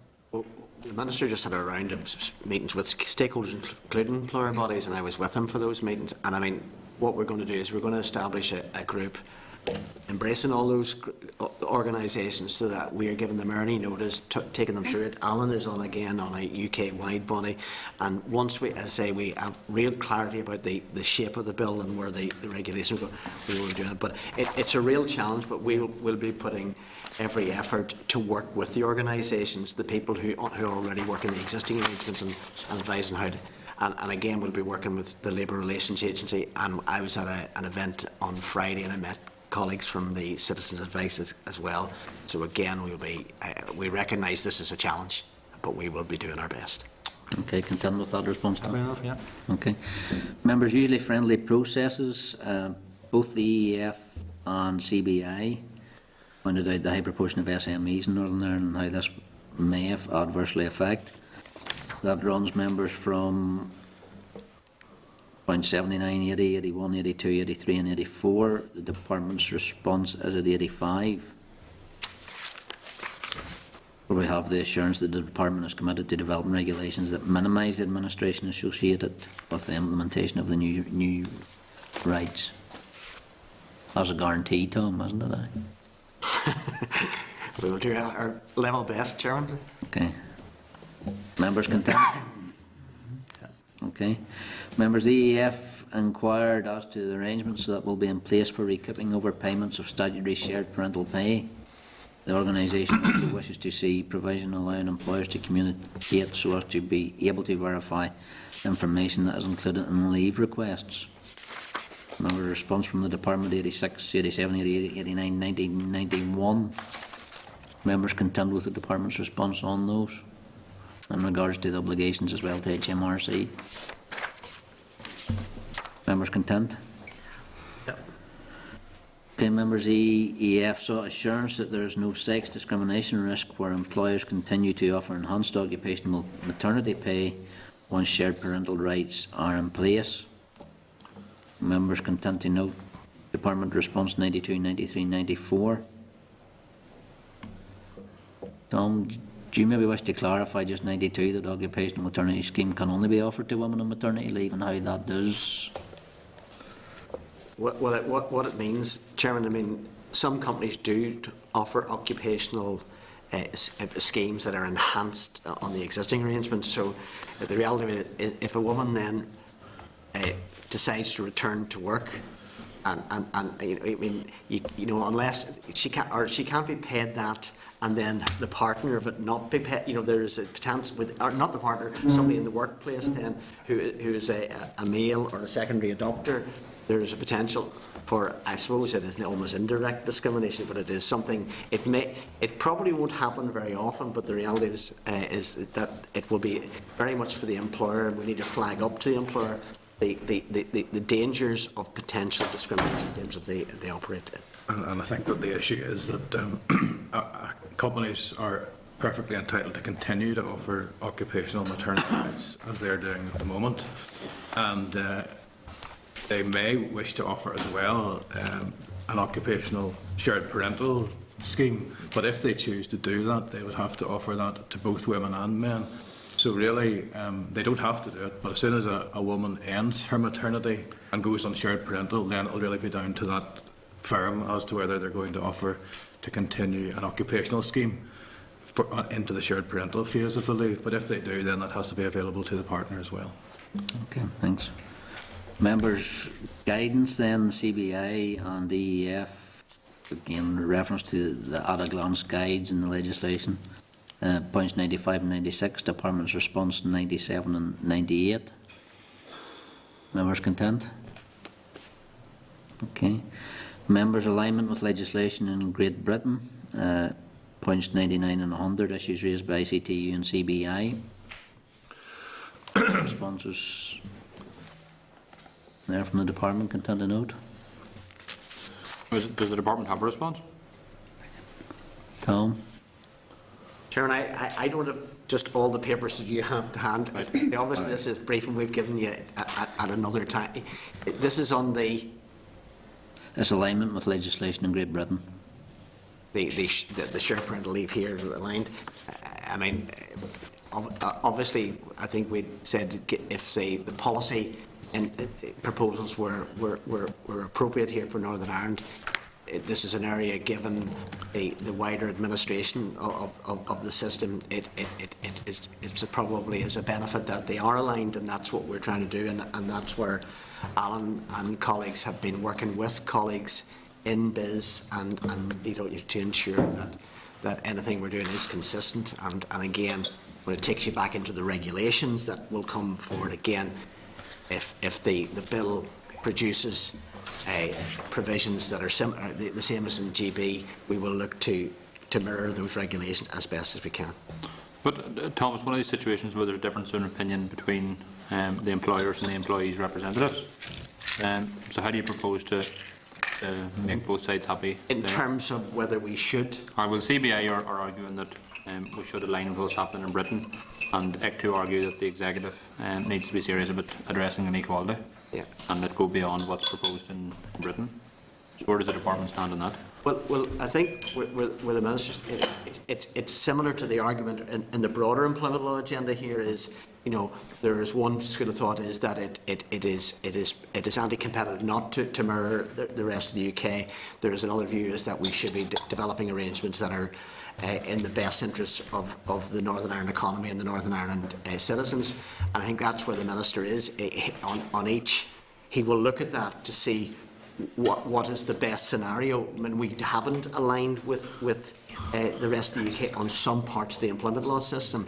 And I'd take an example. We didn't repeal the statutory procedure in terms of discipline and dismissal, and at this point in time we don't have the same qualifying period for unfair dismissal. So the minister was taking a view on each of the policies whether it's appropriate, and that he's given a commitment to that. He's given a commitment in the target in the economic strategy, which is he looked to develop an employment law system that meets the needs of business, but at the same time protects employees. And on an individual basis, he will make that decision. I get the feeling you're dodging it because the department hasn't made a decision yet. Is that the case? And if that's the case, that's fine. No. I mean, the decision has been is what is in the content. Tom, maybe we'll let you see the two paragraphs. Yeah, no. I mean, I'm wondering whether I'm off message and talking about something, because I'm just not. I haven't got the papers in front of me. Okay.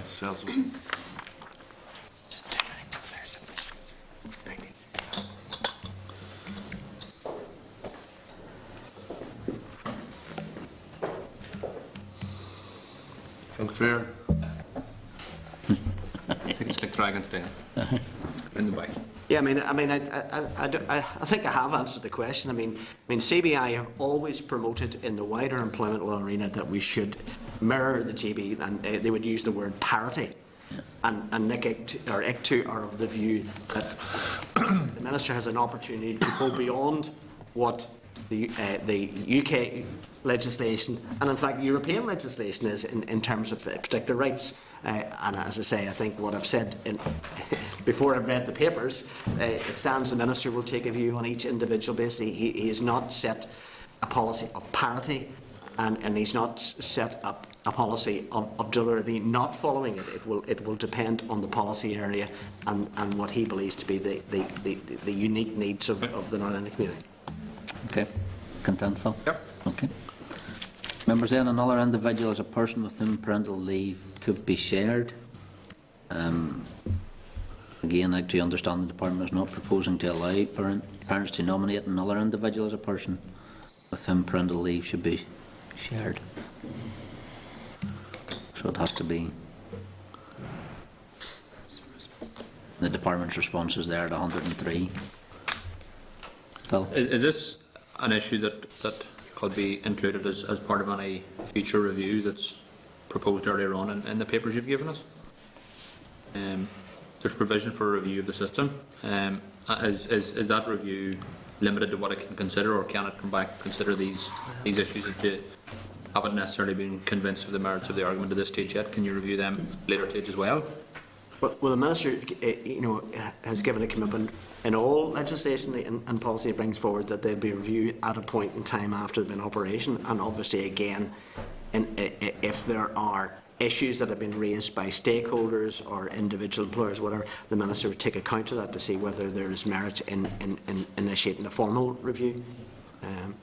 We've done that with the agency workers regulations, and that's something the Minister would be disposed to if he deems it. I mean, the committee may have issues that they've raised that have been raised with them and in evidence sessions, and would want to bring it to the attention of the Minister. Right. Okay, thanks. Members content? Okay, members, paid leave will not accompany rights for partners to attend antenatal. Issue raised by ICTU. Comment? Okay, members content, we move on. Members, Pat Ramsey. Sorry. Does the Department have a response to that? Or do we have this one side of the argument here? 104, 105 there, Tom? Do you know? The rights of partners to attend antenatal? No, it is introducing a right to attend antenatal appointments, but it will be an unpaid right, and that is in line with the rights that are set out in the agency worker regulations. Okay. Members, Pat expressed the disappointment the issue of kinship care is not dealt with by the bill, and indicated he would wish to see a meeting between department officials on kinship care Northern Ireland. Pat, your issues 106, 107, and then responses from 108 and 109, Pat. Clearly, Chair, it is quite a complex and legal minefield, and I appreciate the very detailed response Tom and Fiona has provided. Clearly, the kinship carers they're grappling with the situation where they're trying to get designation, and I realise there's no legal designation on it. Something we might revisit at a later stage, but there's no way that I'm going to compromise at all. Yep, okay, thanks, Pat. Thanks for that. Members content? Content. Okay, members, any other issues on the bill at this stage? An issue, content? Okay, Chairman, Tom, thanks very much. Alan, thank you very much. What's the next stage, Chair? Is that the Formal close formal next week. And So. you want us here for that? Yeah, please. That's fine. Thank you very much.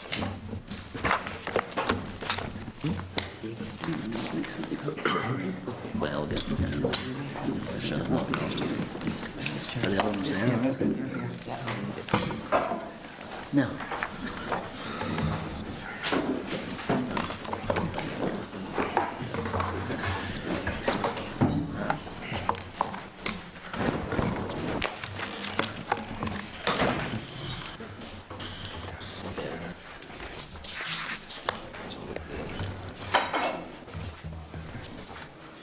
It's RTE.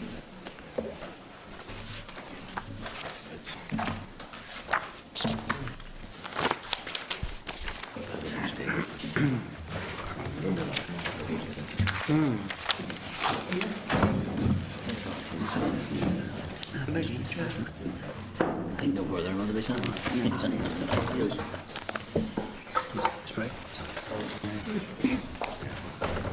Okay, members, moving on to our last session of today is the briefing by the expert panel on the review of initial teacher education infrastructures. Members, this session will be covered by Hansard, so just remind you of your electronic devices. Members, the review panel's final report is at page 370 of your packs. As I advised at the opening of the meeting, unfortunately Professor Pasi Salzburg is unable to attend as he was due to attend by Skype, but we are joined by Professor Gordon Kirk, OBE, University's Council for the Education of Teachers, Professor John Callaghan, Professor of Education, National University of Ireland, Maynooth, and Professor John Furlong, Professor of Education, University of Oxford. Gentlemen, just before we go on, it's just is there any indication of when the chair will be available there to come to the committee, or? He said he would take any direct concerns or queries that were addressed to him via correspondence. From the day we had it, they come in the Hansard as well. We had tried through Skype, through telephone conference and all the rest of it. Unfortunately, it just wasn't available. But he did reassure us that the three gentlemen in front of us would be able to answer any and all concerns that would arise. So, gentlemen, there's no pressure on you whatsoever from that. But again, Gentlemen, you are very welcome. Just to tell you, we had a briefing last committee last week from all 5 colleges and universities that were involved with teacher training in Northern Ireland. So, again, gentlemen, over to open statements and open brief from yourselves. Okay, thank you very much indeed. There's one more apology, and that's from one of our other panel members, Professor Patricia Broadfoot from Bristol University. She had a prior engagement which she was unable to get out of, and she really regrets not being here as well. So thank you very much indeed for seeing us. I think, as you're aware, this is the second of a 2-stage review. The first, so-called Grant Thornton report, was focusing on financial stability and sustainability of the 2 university colleges. And then, as a second phase of the review process, then the Minister asked us to look at the case for reform of teacher education in Northern Ireland and whether the funding could be more appropriately used if the training institutions were able to move to a more shared or integrated system in some way. And specifically what he asked us to do in our terms of reference was to review the international evidence on what is best practice, then to look at how practice in Northern Ireland measured up against those international trends, and then to come forward with a series of options that would be options for the future infrastructure of the sector as a whole. I think it's quite important to make it clear that we were perfectly comfortable with the terms and conditions that were set down for us. They were clearly about asking us to come up with options in relation to the infrastructure of initial teacher education, which is clearly within this particular minister's remit. But you also do know that throughout the report we say that in order to do that, we had to look at teacher education more broadly. We couldn't talk about infrastructure until we actually had a view. We were specifically asked to look at what is best practice internationally. And so in our report, we very clearly, first of all, set out what we think is international best practice. We then look at where Northern Ireland relates to that. And then we read off from that a series of options about infrastructure and infrastructure only. And we're aware that we, in some senses, in looking at the content, we are looking at areas which are outside the purview of this particular ministry, but we don't actually make recommendations. We comment on those things, but our recommendations are confined quite clearly to the infrastructure, which is clearly within this minister's purview. In terms of the evidence, that's really been quite extensive. We looked at the international trends, as I said. We looked at the current policy frameworks for teacher education in Northern Ireland and elsewhere in many other countries. We talked to the teacher education community, senior representation from all of the 5 institutions. We had 111 written statements which we were able to interrogate. And we also talked more informally to a whole range of other stakeholders. We read the Inspectorate, Education and Training Inspectorate reports, but we talked to other people about faith-based higher education, ecumenical initiatives around in different other countries where similar issues have been struggled with. We talked to colleagues about the nature of pluralism in contemporary society as well. And very importantly, we engaged with a large body of evidence about international best practice that's been put together recently by the British Educational Research Association, working collaboratively with Royal Society of Arts. That was an inquiry looking at the role of research in teacher education, which I personally chaired, and coincidentally came out at the same time as we were working on these sorts of issues. So that's been very influential, and it summarises a huge amount of international evidence in this field. What we find from international trends in teacher education, what we summarise in our report, is just kind of comes down to 5 key principles. First of all, that a good quality system attracts the very best candidates it can and is constantly working to improve its capture of those very, very best candidates, both academically and dispositionally as well. It isn't about you only want academically high achievers. You want that, but you also want people who have the disposition for teaching as well. You want both of those things. That the courses should be competitive, compared with other courses in higher education, and they've got to be practice-focused. We're not developing new academics, we're developing people who are going to be practitioners. They also, good quality courses have a strong link between theory and practice. All sorts of ways have to be found to giving people strong practical experience, and also giving them the opportunity to read things, to find out what's happening elsewhere, what practice is like in other contexts, what research is telling them, and bring those two things together into their world of practice. The good system also has strong links between initial teacher education and continuing professional development. The best systems in the world, that's a seamless transition. And finally, all of that work and the best systems actually build it on an understanding of how people learn to be teachers. We know an awful lot from research about how people learn to be teachers. And the best quality courses are explicitly built around that research knowledge, and themselves are researching what they're doing and feeding it back to a constant cycle of improvement. So those are the 5 principles that we talk about, we learn from our literature, and then we evaluated what we saw in Northern Ireland. And before going on to the options, but we evaluated what we saw happening in Northern Ireland. So when we took these 5 principles and looked at provision in Northern Ireland, we could see undoubted strengths in the system. I mean, Northern Ireland is not new to the teacher education business. It's a mature system with a number of key strengths which we identify, including the very impressive work they do in internationalising the teacher education curriculum. But we also identified a number of, we refer to them as shortcomings. The system is small and fragmented. I mean, we are talking at the undergraduate level about some 1,400 students. Now, there are many high-quality teacher education institutions that have comfortably more than twice that number of students. So that we have to ask whether we need 5 institutions, if we include the OU, to handle that number. Do we need 5 separate management systems, 5 separate finance offices, and so on and so forth? There are issues there about the impact of the small size and the fragmented nature on the quality of provision.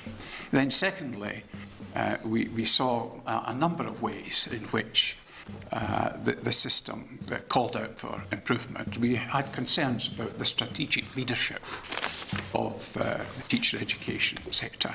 We are worried about the discontinuity between initial teacher education, continuing professional development. We are worried also about the extent to which research activity actually informed teacher education. The performance of the different institutions is very uneven. And we saw a number of, we call them anomalies relating to the university admissions system, to the certificate in religious education.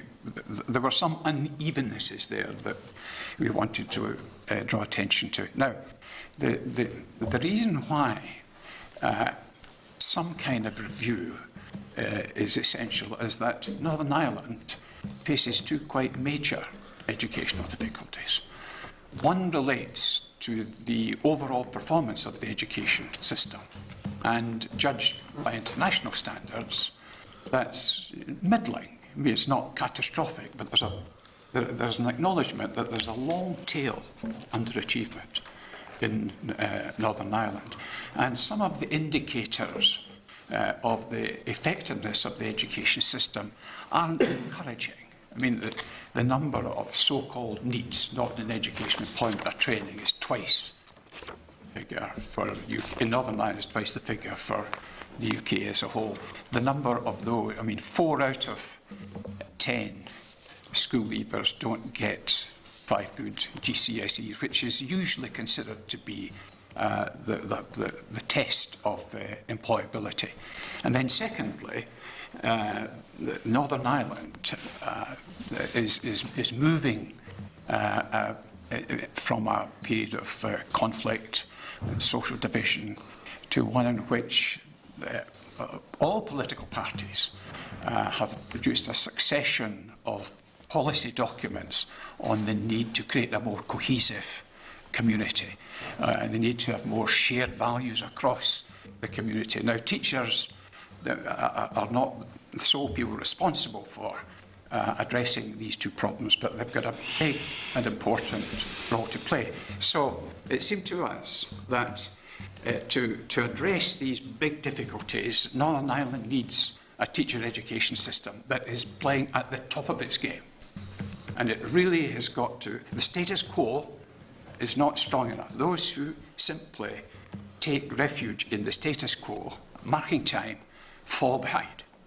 And there's an imperative necessity for Northern Ireland, teacher education in Northern Ireland to move forward. So we ask ourselves now, what principles should inform the further development of the sector?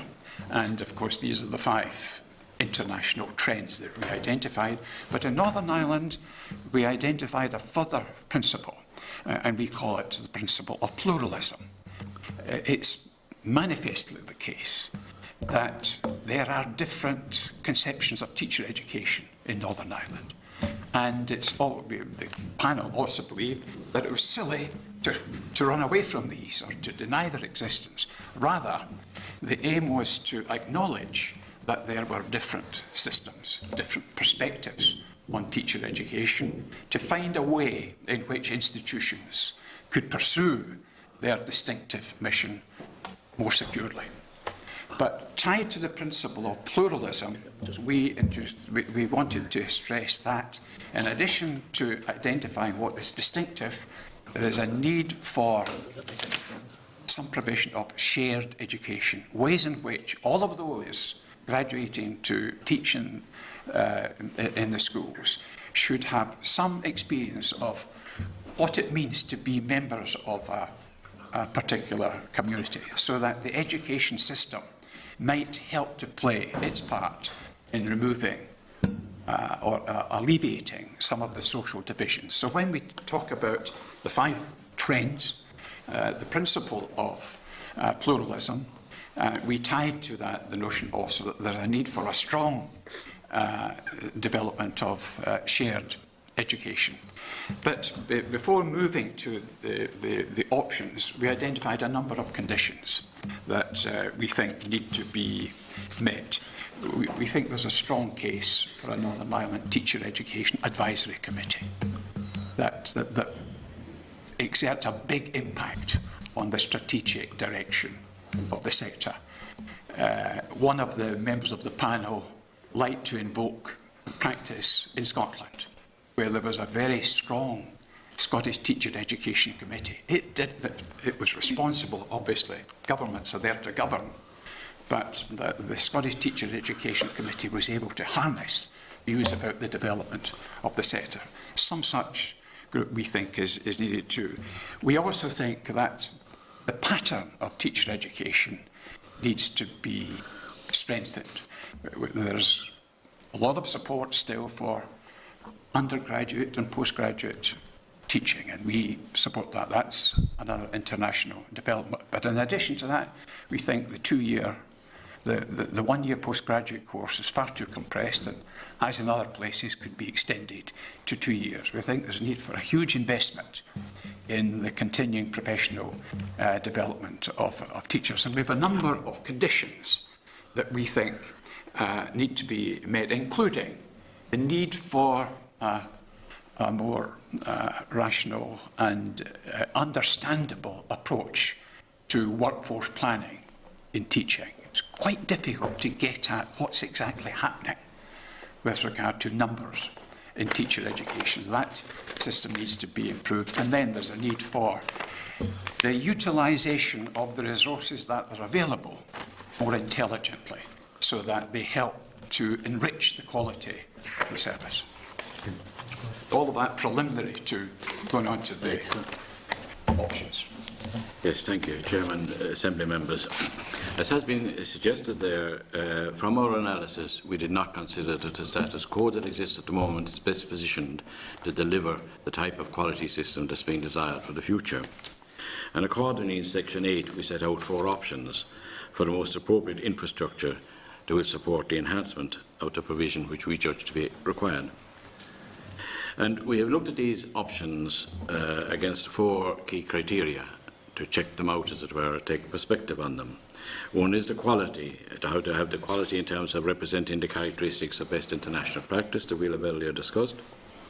Efficiency, continued support for the existing diversity, tradition of diversity in Northern Ireland, and also, finally, the practicability, as it were, or the ease of implementation of the particular options. We also highlight some features of the Northern Ireland context that we believe need to be taken into account in relation to the options. But just to briefly outline the 4 options. In the first instance, option A talks about as being a collaborative partnership, whereby the 4 current providers, because the OU is no longer giving initial teacher education, the 4 current providers will operate with a very much greater level of collaboration and cooperation. And that this evidence of collaboration and cooperation, which we specify in the report, would be a condition of funding going forward, so that there would be a greater level. The 4 institutions will continue, but much greater cooperation between them. Option B was positing the idea of a 2-centre model, where one would be based in the northwest, potentially perhaps in UU, and the second centre would be in Belfast and would take the form of an institute of education.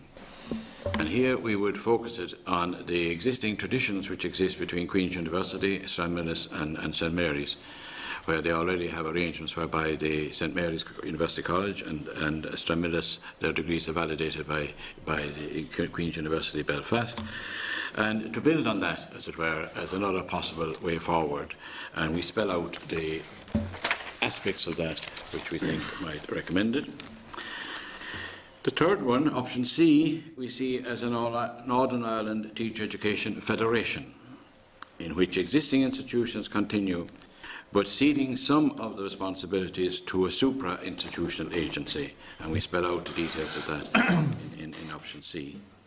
And then the fourth option we bring forward is option D, and here we talk about a Northern Ireland Institute of Education, whereby teacher education across the province will become the responsibility of a single institution, the Northern Ireland Institute of Education, but nevertheless, where the individual traditions and ethos and so on of the different institutions will also get recognition. But the idea would be that there would be much more integration than in the, shall we say, 1 or 2. So these are just a very outline summary of the report. We're happy to take any questions, and we're very pleased with the amount of interest you're taking in the report as well, indeed. Thank you, Chairman. Okay, gentlemen, thank you very much. I suppose, just as a query, I think it's something that you referred to, Gordon. You referred to the pluralism of the society, and you also referred to the historic nature of Northern Ireland. How much were you swayed, or how much were you influenced that you could see this report or these recommendations as a way to bring teacher training together that could play into the solution of the Northern Ireland problem? Was there a greater thought process there that if you could solve teacher training, you would be contributing to solving the problems of Northern Ireland? Well, I mean, all sorts of factors contribute to the well-being of the community. The school isn't the only agency that's involved. But when you look at the school, the most critical factor, I think everybody recognises, is the quality of the teachers. And what we saw ourselves doing, what institutional arrangements would enhance the quality of the teaching and the quality of the teachers, and in that way hope to address some of the big challenges facing the community. That, I think, was our predominant theme in all of our deliberations. But I think it's true to say, Chairman, that we did take note of the policy documents by the various political parties over recent years in the North, and their concerns for society evolving in a way where there's greater collaboration, mutual respect, understanding, tolerance, etc., as it would be proper in civic society. We would have noted that, and the emphasis placed on shared engagement, that certainly weighed on us. But also, this is not the first review of teacher education in Northern Ireland. I think it's the fourth. And I think actually there were even discussions in 1932 about the same sort of issue. But the more recent ones, one of the things, the criticisms that I think we all had about them, was that they didn't respect and start from a position of respecting pluralism. They were kind of rationalistic reviews from outside about how the world ought to be in ideal terms from the point of view of teacher education. And we were absolutely convinced right from the beginning that we had to recognise the distinctive nature of teacher education in Northern Ireland, which is a pluralistic one. And any solution, any movement forward for the future has to have that as its heart. And I think that's kind of a partial answer to you. It's not going to solve everything in Northern Ireland in terms of moving the society forward, but it's a critical part of it. And I think we wanted to make sure that our work was based on that principle. I suppose another underlying current of the work that concerned the committee, the response was the process. The Grant Thornton report came first, which almost set out the finances of what institute was going to be the solution and had a future. How much did that play into your deliberations? Because I know, Gordon, you mentioned, I think it was infrastructure and the importance of infrastructure. Did you take those, the hard cash and the structures? It's one of the things that we started with, yes, but we started with many other as well. I mean, we noted that, we debated that report, but we put a great deal of our energy into looking at what international best practice is and how Northern Ireland measures up against that. We also took great cognizance of the employment rates, the business that Gordon was referring to at the end. I mean, I think there is, for me, that's the real crisis that the sector faces. The employment rates of teachers graduating a year after they have graduated, only 18% of your students are being employed as teachers. A year later, it's settled down, but it's between 30 and 40%, and it's been like that for 5 years. Now, that's another. It isn't just Grant and Thornton report. It's another indicator that there are infrastructural challenges to be faced. So that was. So it's all of it. Of course, Grant Thornton was there, but it's so many other things as well that was encouraging us to think seriously about options for the future. I would add there too, we did read it and take note of it, but genuinely I think we did not let it weigh unduly in our considerations. It was just a factor with certain facts about the costings and situation, but it didn't weigh too much upon us. We were just aware of it and carried on with our own reflections, which are kind of different than Grant Thornton. The emphasis was different. Your engagement then with the 5 current providers, can you give me details on that? Because I'll be honest with you, gentlemen, we had the 5 providers up with us last week, and some of them were critical, to say the least, of how they thought they were possibly engaged with or not asked the right questions, I think was the phrases that were used. Well, I mean, we sought submissions from them and received copious documentation. We then engaged with them. All of these discussions were collegial, constructive, and at every single session there was the opportunity extended to witnesses. Now, is there anything you would like to say to us that you haven't had the opportunity?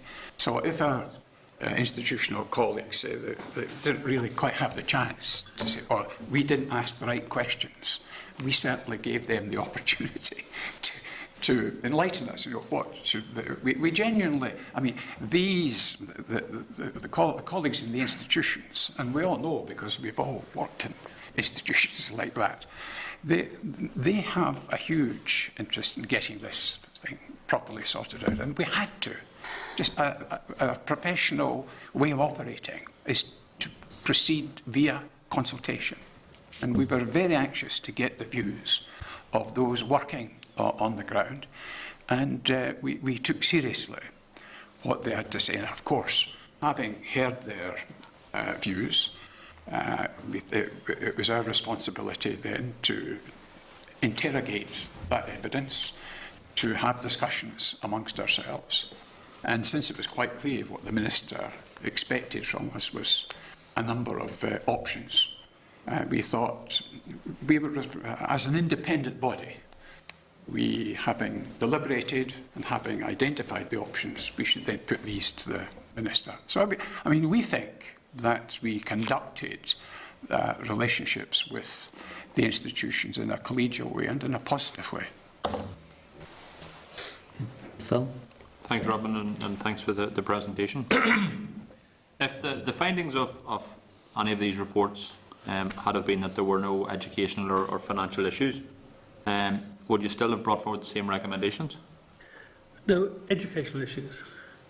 Well, we were specifically asked to compare what you provision here with international best practice. I think it falls short in a number of key regards. And I think we're trying to make that clear. And that's not questions about finance, that's not questions about lack of employability, that's questions about the quality of what you're trying to achieve here. And that was a specific remit, one of the key dimensions of it. And it's quite clear that in terms of taking the next step forward of development, the system although it has key strengths, it also has a number of very key weaknesses which Gordon was outlining to begin with. One of the things that I'm particularly interested in is the way in which teacher education in the 21st century draws on research evidence, draws on scholarship, but actually then provides new teachers ways of actually bringing that into their world of practice. Now, one of the things that's quite clear to us is that the research capacity of your teacher education system here is very, very differentiated. You've got a couple of institutions that have really high quality research base, 2 institutions that don't have a particularly strong research base at all. I'm also very aware that nowhere in Northern Ireland are there what I would call really high quality links with the school system. It's still a dominant model where the student spends their time in the institution, they're prepared, and they go out on teaching practice. The best quality systems in the world actually build really close relationships where schools themselves actually run a key part of that professional education. That's where the really best systems are going. And you're a long way from that. You're not alone. Lots of practice in the rest of the UK is a long way from that too. There are some in some institutions in England are doing fabulous jobs, but lots aren't. But so there are a whole range of different, and I could go on, I won't go on in more detail, but there's lots and lots of things. If you wanted a better quality system, the system itself needs to change. And our job was then to say, well, what are the infrastructural arrangements that will facilitate those sorts of developments? And is it your belief that smaller institutions can't do that? I think it's an issue about whether they can be directed to do that. There is an issue about capacity. There is an issue about research capacity. There is an issue about how you get leadership capacity in 5 institutions as opposed to, say, 1 or 2 or 3. And they could come together in various federal reforms would actually give you that capacity, but there is a clear issue about how it happens with the current system. In terms of your engagements with the sectors, am I right in thinking that you met with the Council for Integrated Education? We did. And why did you do that? And I'm not saying you shouldn't have, I just would like a rationale as to why. Well, we were interested in talking to a range of different bodies that actually related to questions of infrastructure. All right, and they clearly have views about infrastructure. And we met them, we met a whole range of other bodies as well. We wanted to hear what they had to say. And is there any reason why you met the Council for Integrated Education? Because under the Good Friday Agreement, there are 2 aspects of education that are afforded special privileges, the integrated sector and the Irish medium sector. Was there any reason why you met the Council for Integrated Education and not Corley and the Gaelscoileachta? Well, we didn't meet the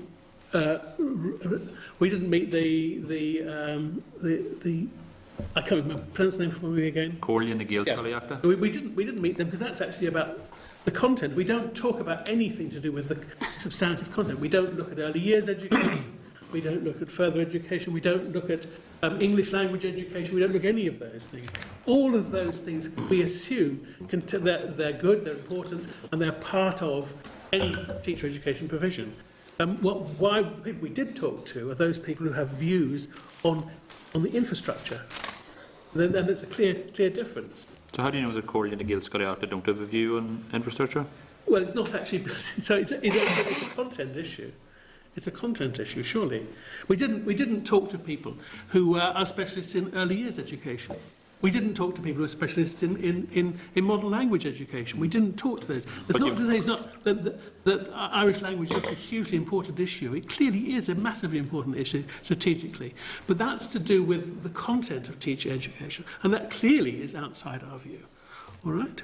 But the perception certainly exists that because you went and engaged with the Council for Integrated Education and not other organisations that may well have a view on this issue, that what's actually being driven here is a social engineering agenda as opposed to an educational one.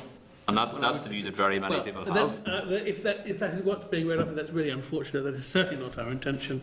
And I think our view was quite clear about who would be the appropriate people to see. And they weren't to do with getting into the curriculum of teacher education at all. That wasn't our job. That wasn't our remit. It's clearly outside the sorts of things that we should be doing from what our remit says. We were asked questions at a much more global level about different forms of provision, of which, of course, all of these different contents exist and would continue to exist in anything that we put forward. An important part of our thinking was that we were not in the business of standing in the way of institutions pursuing their distinctive educational missions. We repeatedly make that point.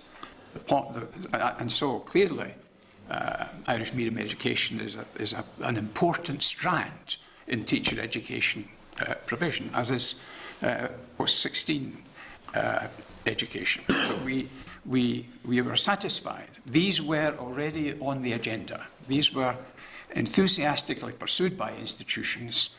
What is the most appropriate framework within which these might be pursued even more effectively? Okay, Pat. Thanks, Chair. Good morning.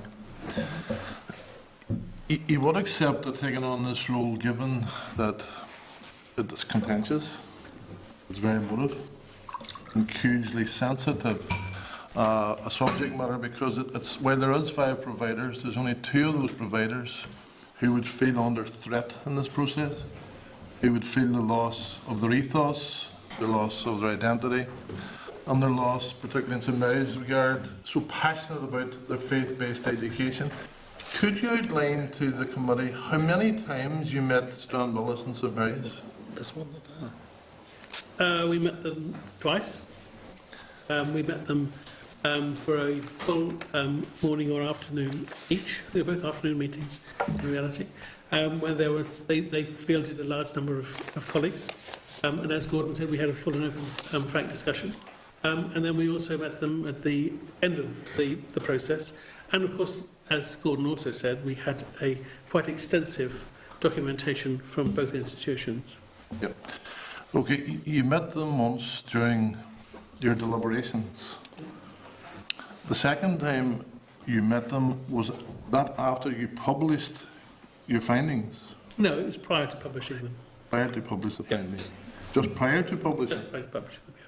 So, for the record, you met them to discuss your findings before you released them? We met them to discuss our findings. We met them so that we could share with a strongly interested group what our findings were. In other words, it wasn't intended to be a negotiation. No. It was intended to the point of publication, to help to ensure that the arguments that we were presenting were grasped by those who would be most affected. So I'm asking it again, just for the record. You had a meeting, you held discussions with St Mary's and Stranmillis regarding your findings and recommendations before they were released. We informed them about them. I think that was probably the nature of the meeting. We wanted to make sure they fully understood them, so we spent an afternoon with them talking about them in detail. Right, and they were about to be released. But it wasn't a negotiation, and I don't think that, given the nature of the inquiry, a negotiation, this was our report. Right, there's lots of things to be done afterwards in terms of discussion, but the idea, it would seem to me that it would be inappropriate that we should go into negotiation, repeated negotiation with some of the key individuals about what the future shape should be. This was our recommendations. So, nor did I suggest that you should, but I do believe that it's certainly on a major academic study and findings like this that it would be common practice for extensive engagement with those who are part of that inquiry. I don't think that's... Is it not common practice? Not on this sort of inquiry, absolutely not. Yeah. Well, I believe then, Chair, that it's not only good practice, but it's really good manners. given that it's the context of two organisations, one in particular, who could lose their identity. But when I move on, in terms of the Minister during, when he led the debate in the Chamber, talked about one of the models of best practice, and Stan Millis talked about it last week.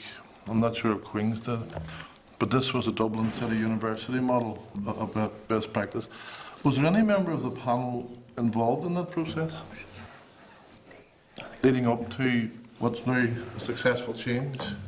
Yes, I might be the person involved there, because one of the things I do is I chair the St. Patrick's College of Education in Drumcondra. At the initial stages, when the government moved towards amalgamation of institutions in Dublin were concerned, I was involved, and then I withdrew because the negotiations were between the four institutions from direct involvement. But in terms of giving you the instance, I think it's important to explain this. Why we gave the case studies at all, and why we gave the case of the DCU, was we thought it would help to illuminate. We're conscious that the religious dimension is very significant in the teacher education traditions in North of Ireland. And the whole report makes reference to that, and we back that. And what we were anxious to do by the case studies was showing where institutions like that, instances where they've come together or where there are efforts to come together, which would protect the denominational concerns of the institutions in question who are integrating. So the only reason we gave you the case of DCU in the South was as one instance where the four institutions are coming together. Three of them were denominational teacher training colleges, and the other was the university department in DCU, where they have come together formally, and the arrangements are very well ahead now, and where, as coming together also, a great attention to the denominational concerns of the Catholic denomination and the Church of Ireland denomination within the university framework. So we thought it would just illuminate, to illustrate an instance. We weren't saying this was the way to shoot anywhere else, but that was one instance of 6 case studies which might help to show instances where particularly a concern in amalgamation within universities or institutions were conducted in such a way that there was sensitivity and concern for the denominational traditions and value systems of the institutions being engaged, purely as illustration. Yeah, and I appreciate, John, your frankness on it then. Could we get details, for example, of the 3 denominations that you referred to in terms of their incorporation to the new body? Yes. I would be keen to see how that is a model of best practice, that how the ethos, the autonomy and the integrity of a faith-based organisation and of the Board of Governors of these institutions have agreed to that process. Yes, is it possible to get that? It is, yes, and the archbishops as well, both archbishops, the Archbishop of the Church of Ireland of Dublin and the Archbishop, the Catholic Archbishop of Dublin, have formally there, and they're formally at the actual occasion. And there is a document that spells it out. I can send you a copy of it. Yeah, it'd be useful. But just in finishing, Chair, because I made the point at the beginning, it is very contentious because there's so many options. In essence, not to be crude with it, would bury St Mary's, for example, would end the tradition that St Mary's have in Northern Ireland as an institution, would seem to be favoured by one of the major institutions in Northern Ireland, Queen's, and that is the option D.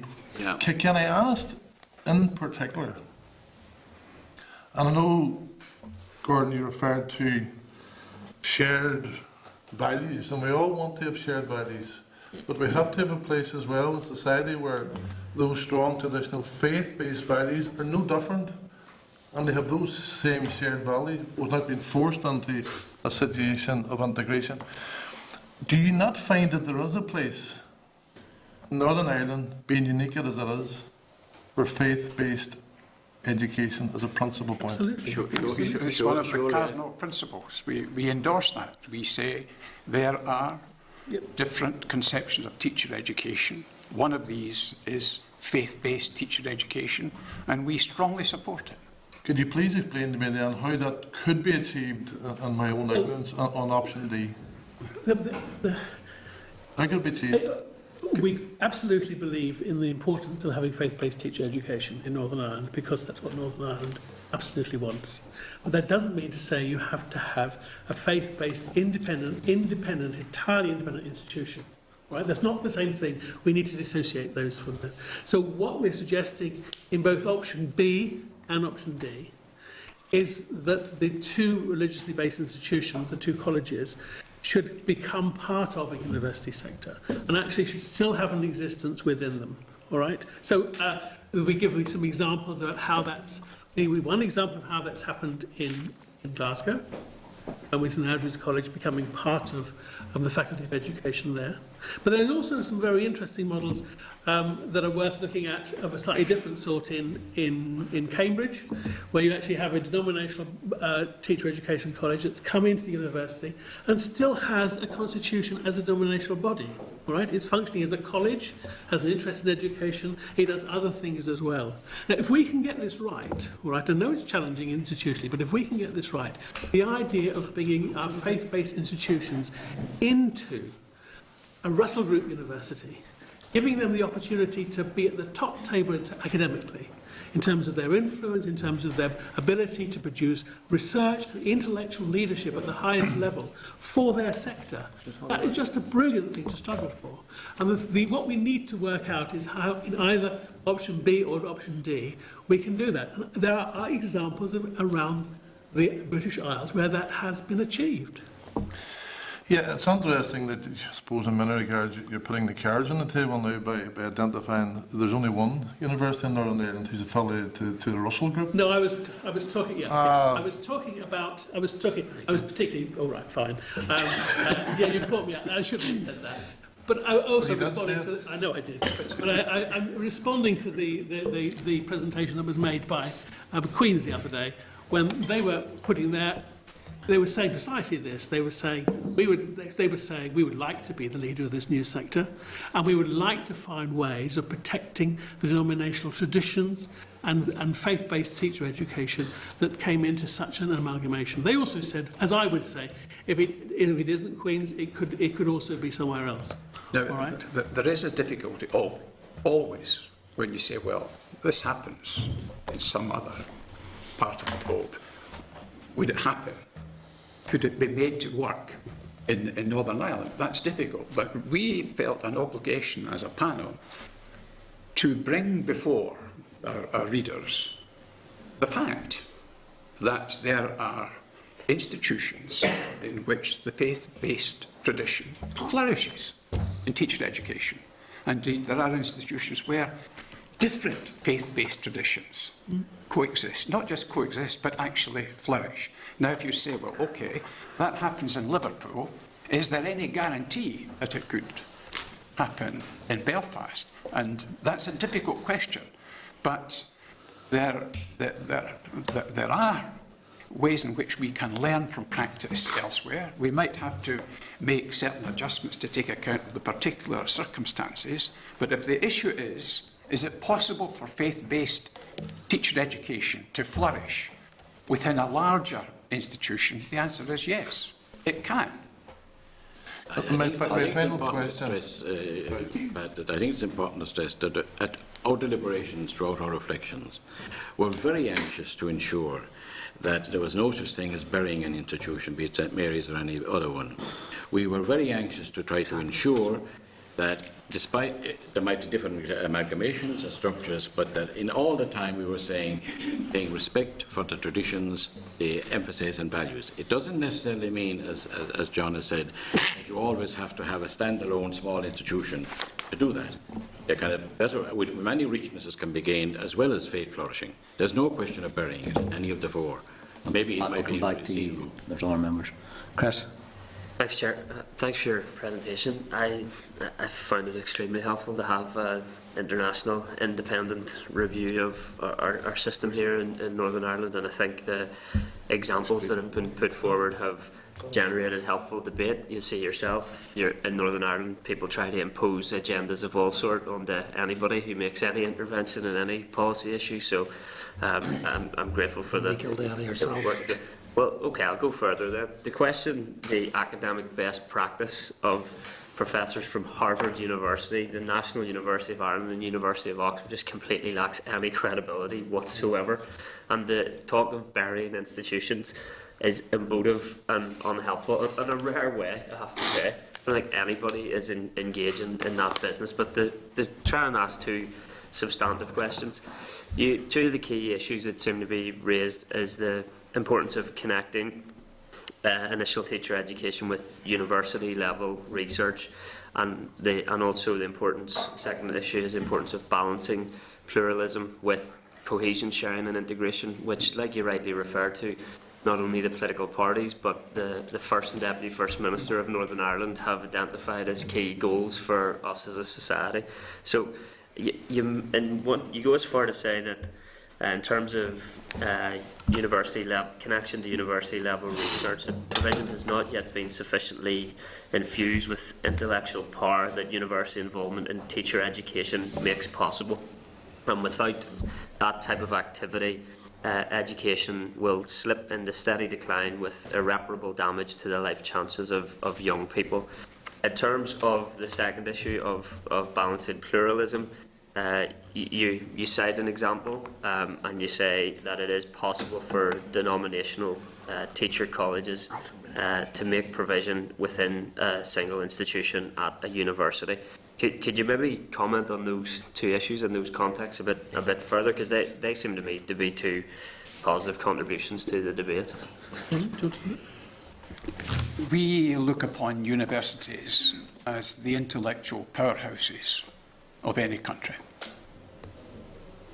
making a huge impact in every area of public life. And the wise community tries to find ways in which that intellectual power is used for the betterment of the community. We think it would be disastrous if the intellectual power of the universities in Northern Ireland were not put at the disposal of an enhanced teacher education system. And what creates that intellectual power is, of course, the research base of the university. Teaching is a knowledge-based activity. It assumes that people are practicing in the light of the best available evidence about how children learn and develop. That knowledge comes through research. So teacher education institutions ought to be embedded in a culture of that kind. That's why we strongly assert that if teacher education is not subject to that influence, then the quality of the education provided is undoubtedly weakened and the life chances of children are affected.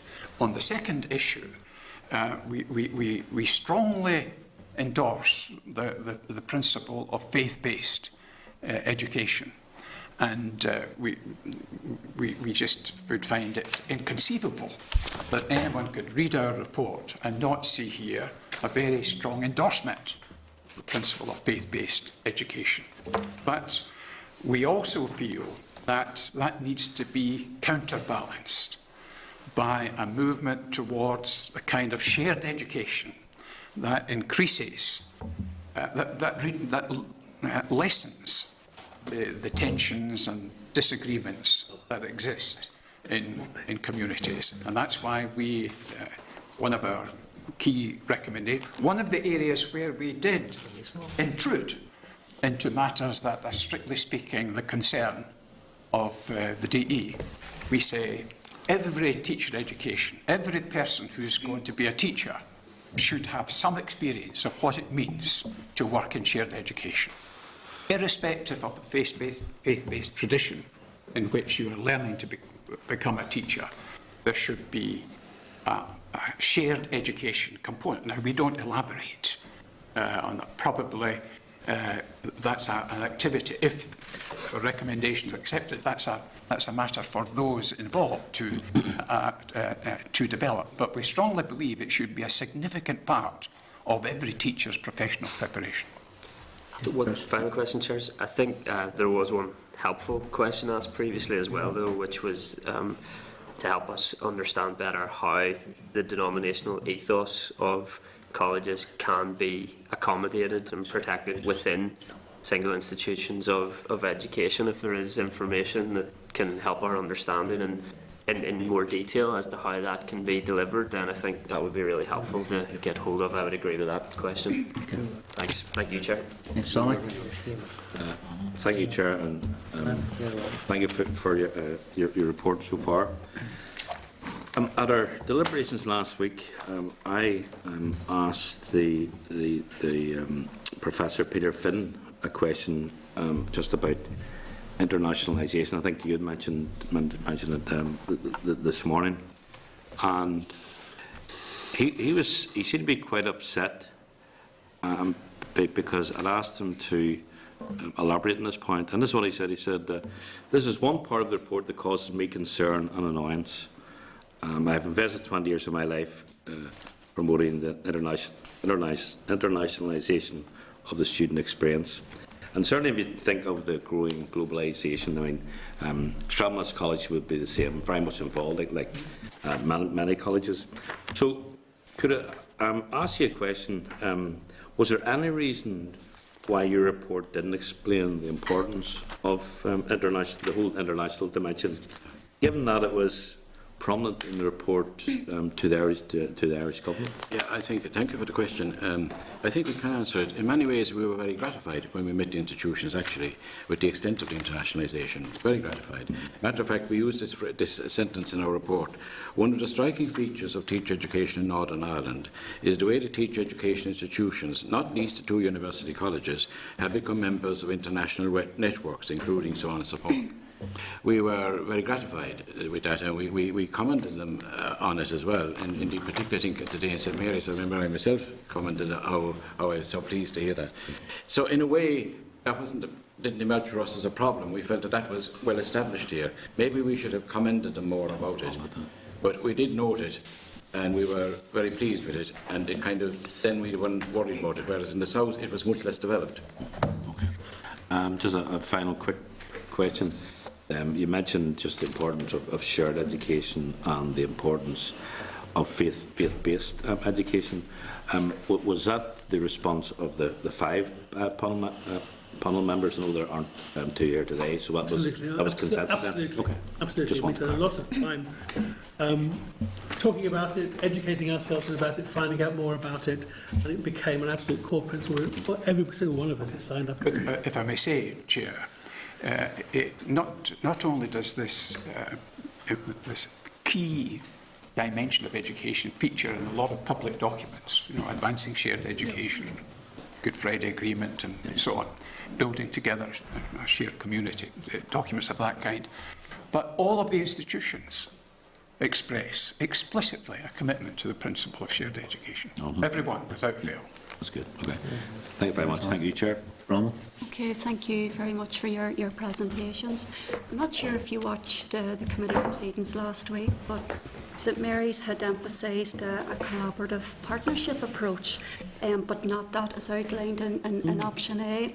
And you stated that you had 2 meetings with St Mary's, and I'm assuming that approach was discussed. Never been mentioned before. I was interested to find out what Mary's meant by that, but it was a new phrase. Okay. Right, okay. Would you agree that type of an approach does fit in with shared education? I really don't know. I don't know what they mean by it. We take the view that whichever model you go for, whichever of the 4 options or any different, shared education should be an integral part of it. So it's not tied to any particular I think what Peter Finn was saying was that he didn't support any of the 4 options that we've set out, and he had a different vision about how the system should go forward. I would be very interested to have a discussion with him, to see him elaborate that. There may be a 5th way. I simply don't know what it is. But of course, in our view, shared education should be a core part of it. Yeah, but also as well in shared education, because we have a model in Tyrone, that's my regional, my primary school, And, you know, I've been involved in engagements with the school, and they do have a collaborative approach, but they have their own autonomy. Yeah. And I think, you know, that can be accommodated. And I would ask yourselves to follow up with Peter Finn. I'll certainly be speaking to him as well in terms of maybe there is a fifth option around all of that. We were operating on the understanding that our work was part of a process, that there had been a stage 1, we were stage 2, consulting with the institutions, coming forward with options for the Minister, and these options would become the focus of discussion between the Minister and departments. Now, I would be very surprised if in these further discussions there was to be no further elaboration about which option is most appropriate, how might shared education be developed and so on. And that falls into the next stage of the journey. Okay, thank you. John, can I just clarify for our record here? In regards to St Mary's collaborative approaches they put forward to the committee last week, they had never put that forward, neither of the 2 meetings they had with you or any of their documentation. I'm not aware of it. I'm not aware of it, and using that phrase. When I read the transcript, it was in a context of talking about, well, here are 4 options for the future of teacher education in Northern Ireland, and this notion of collaborative education was part of that debate. I don't recall at all hearing that phrase in relation to that debate, but that's not surprising in that until our 4 options were on the table, it was not possible necessarily for St Mary's to think, well, what its alternative might be. So I'm not criticising for that, but I'm personally not aware of it. Okay. It is undoubtedly the case that in the long and sustained submission we received from St Mary's, there is reference in some of the early pages, I recall, of working in partnership and collaboration. But that did not strike us as being the central thesis of that submission. The central thesis of that submission was that the Catholic ethos was essential and could only be protected through institutional autonomy. Okay, thanks. Fra?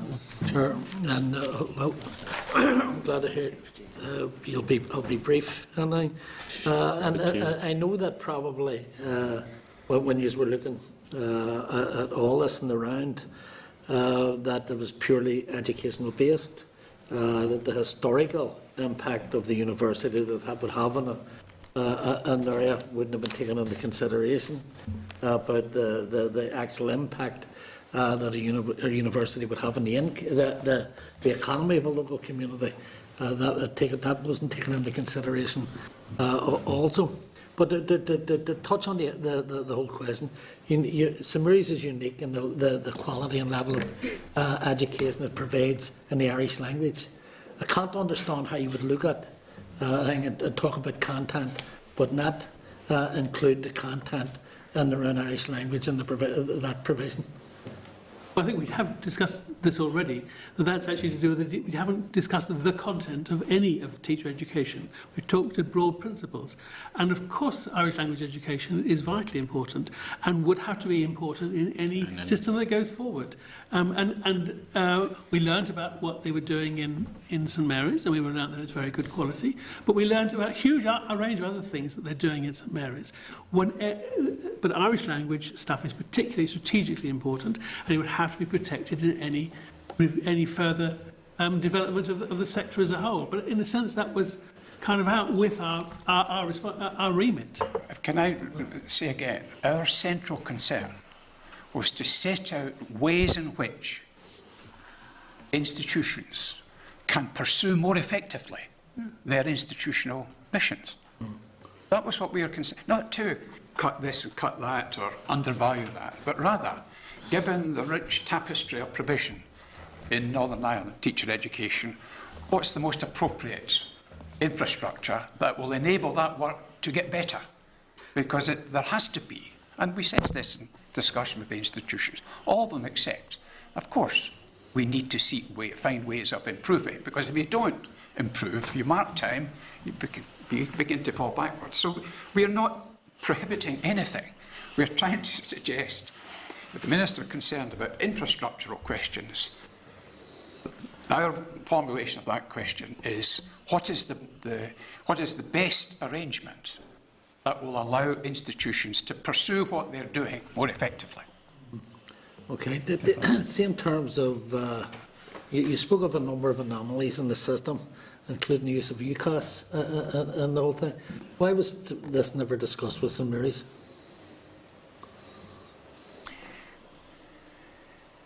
I'm not sure, actually. I'm not sure. I mean, I don't think it's for us it was a huge thing. It's just an anomaly that we've noted. I think it's something that's kind of a technical difficulty that needs to be sorted out.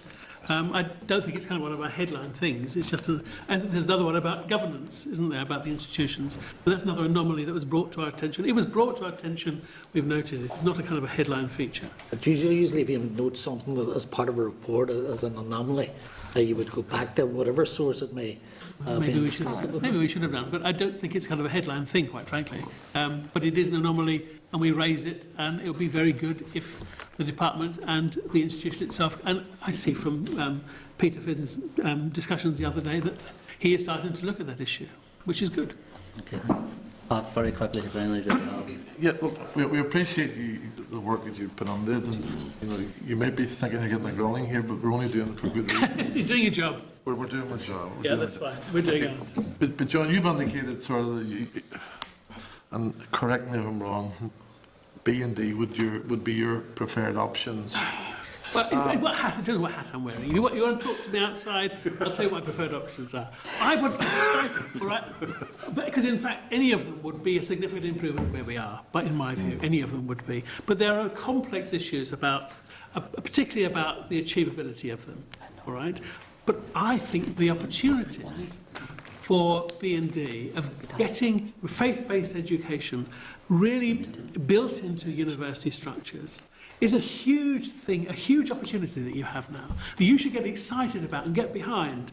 And we're worrying about how you get the institutional structures right to protect faith-based education, but to get it at the highest level of the university system. That's a fabulous prize to be struggled for. That's why I'm excited about B&D. If we can't go there, then A and C will also lead to improvement, in my view.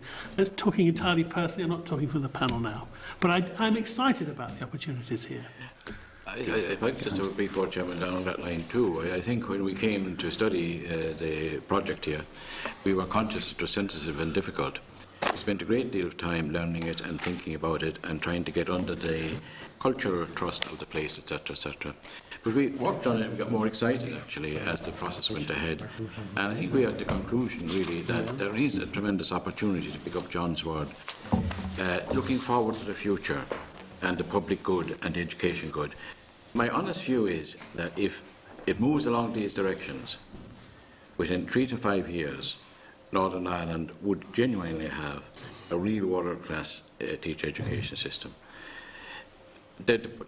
This kind of opportunity comes once occasionally. I think there are a lot of ingredients there now. There are structural issues to be worked at, but hopefully people will keep an open mind, tease it through, see what the values are, and genuinely say, well, maybe we can work together better, and in the long run, get greater efficiencies, but in the long run, qualitative change. The potential is great. We just hope it's taken. When you look at the so-called top-performing countries, countries that top the league tables and so on, in all of them, teacher education is an integral part of the work of the university. Okay. Members, gentlemen, thank you very much for your time here today and for being open and honest with us in your responses. We appreciate that very much. Thank you. Good luck. Our work is now Stage 3. over to you. We'll see you outside then, John. Thank you very much. Okay, thank you, gentlemen. Members, any other business? Members, no other business. Date and time, place, and next meeting. Next meeting take place 10 a.m. Wednesday, the 1st October, room 29, Parliament Mildens. Meeting's adjourned.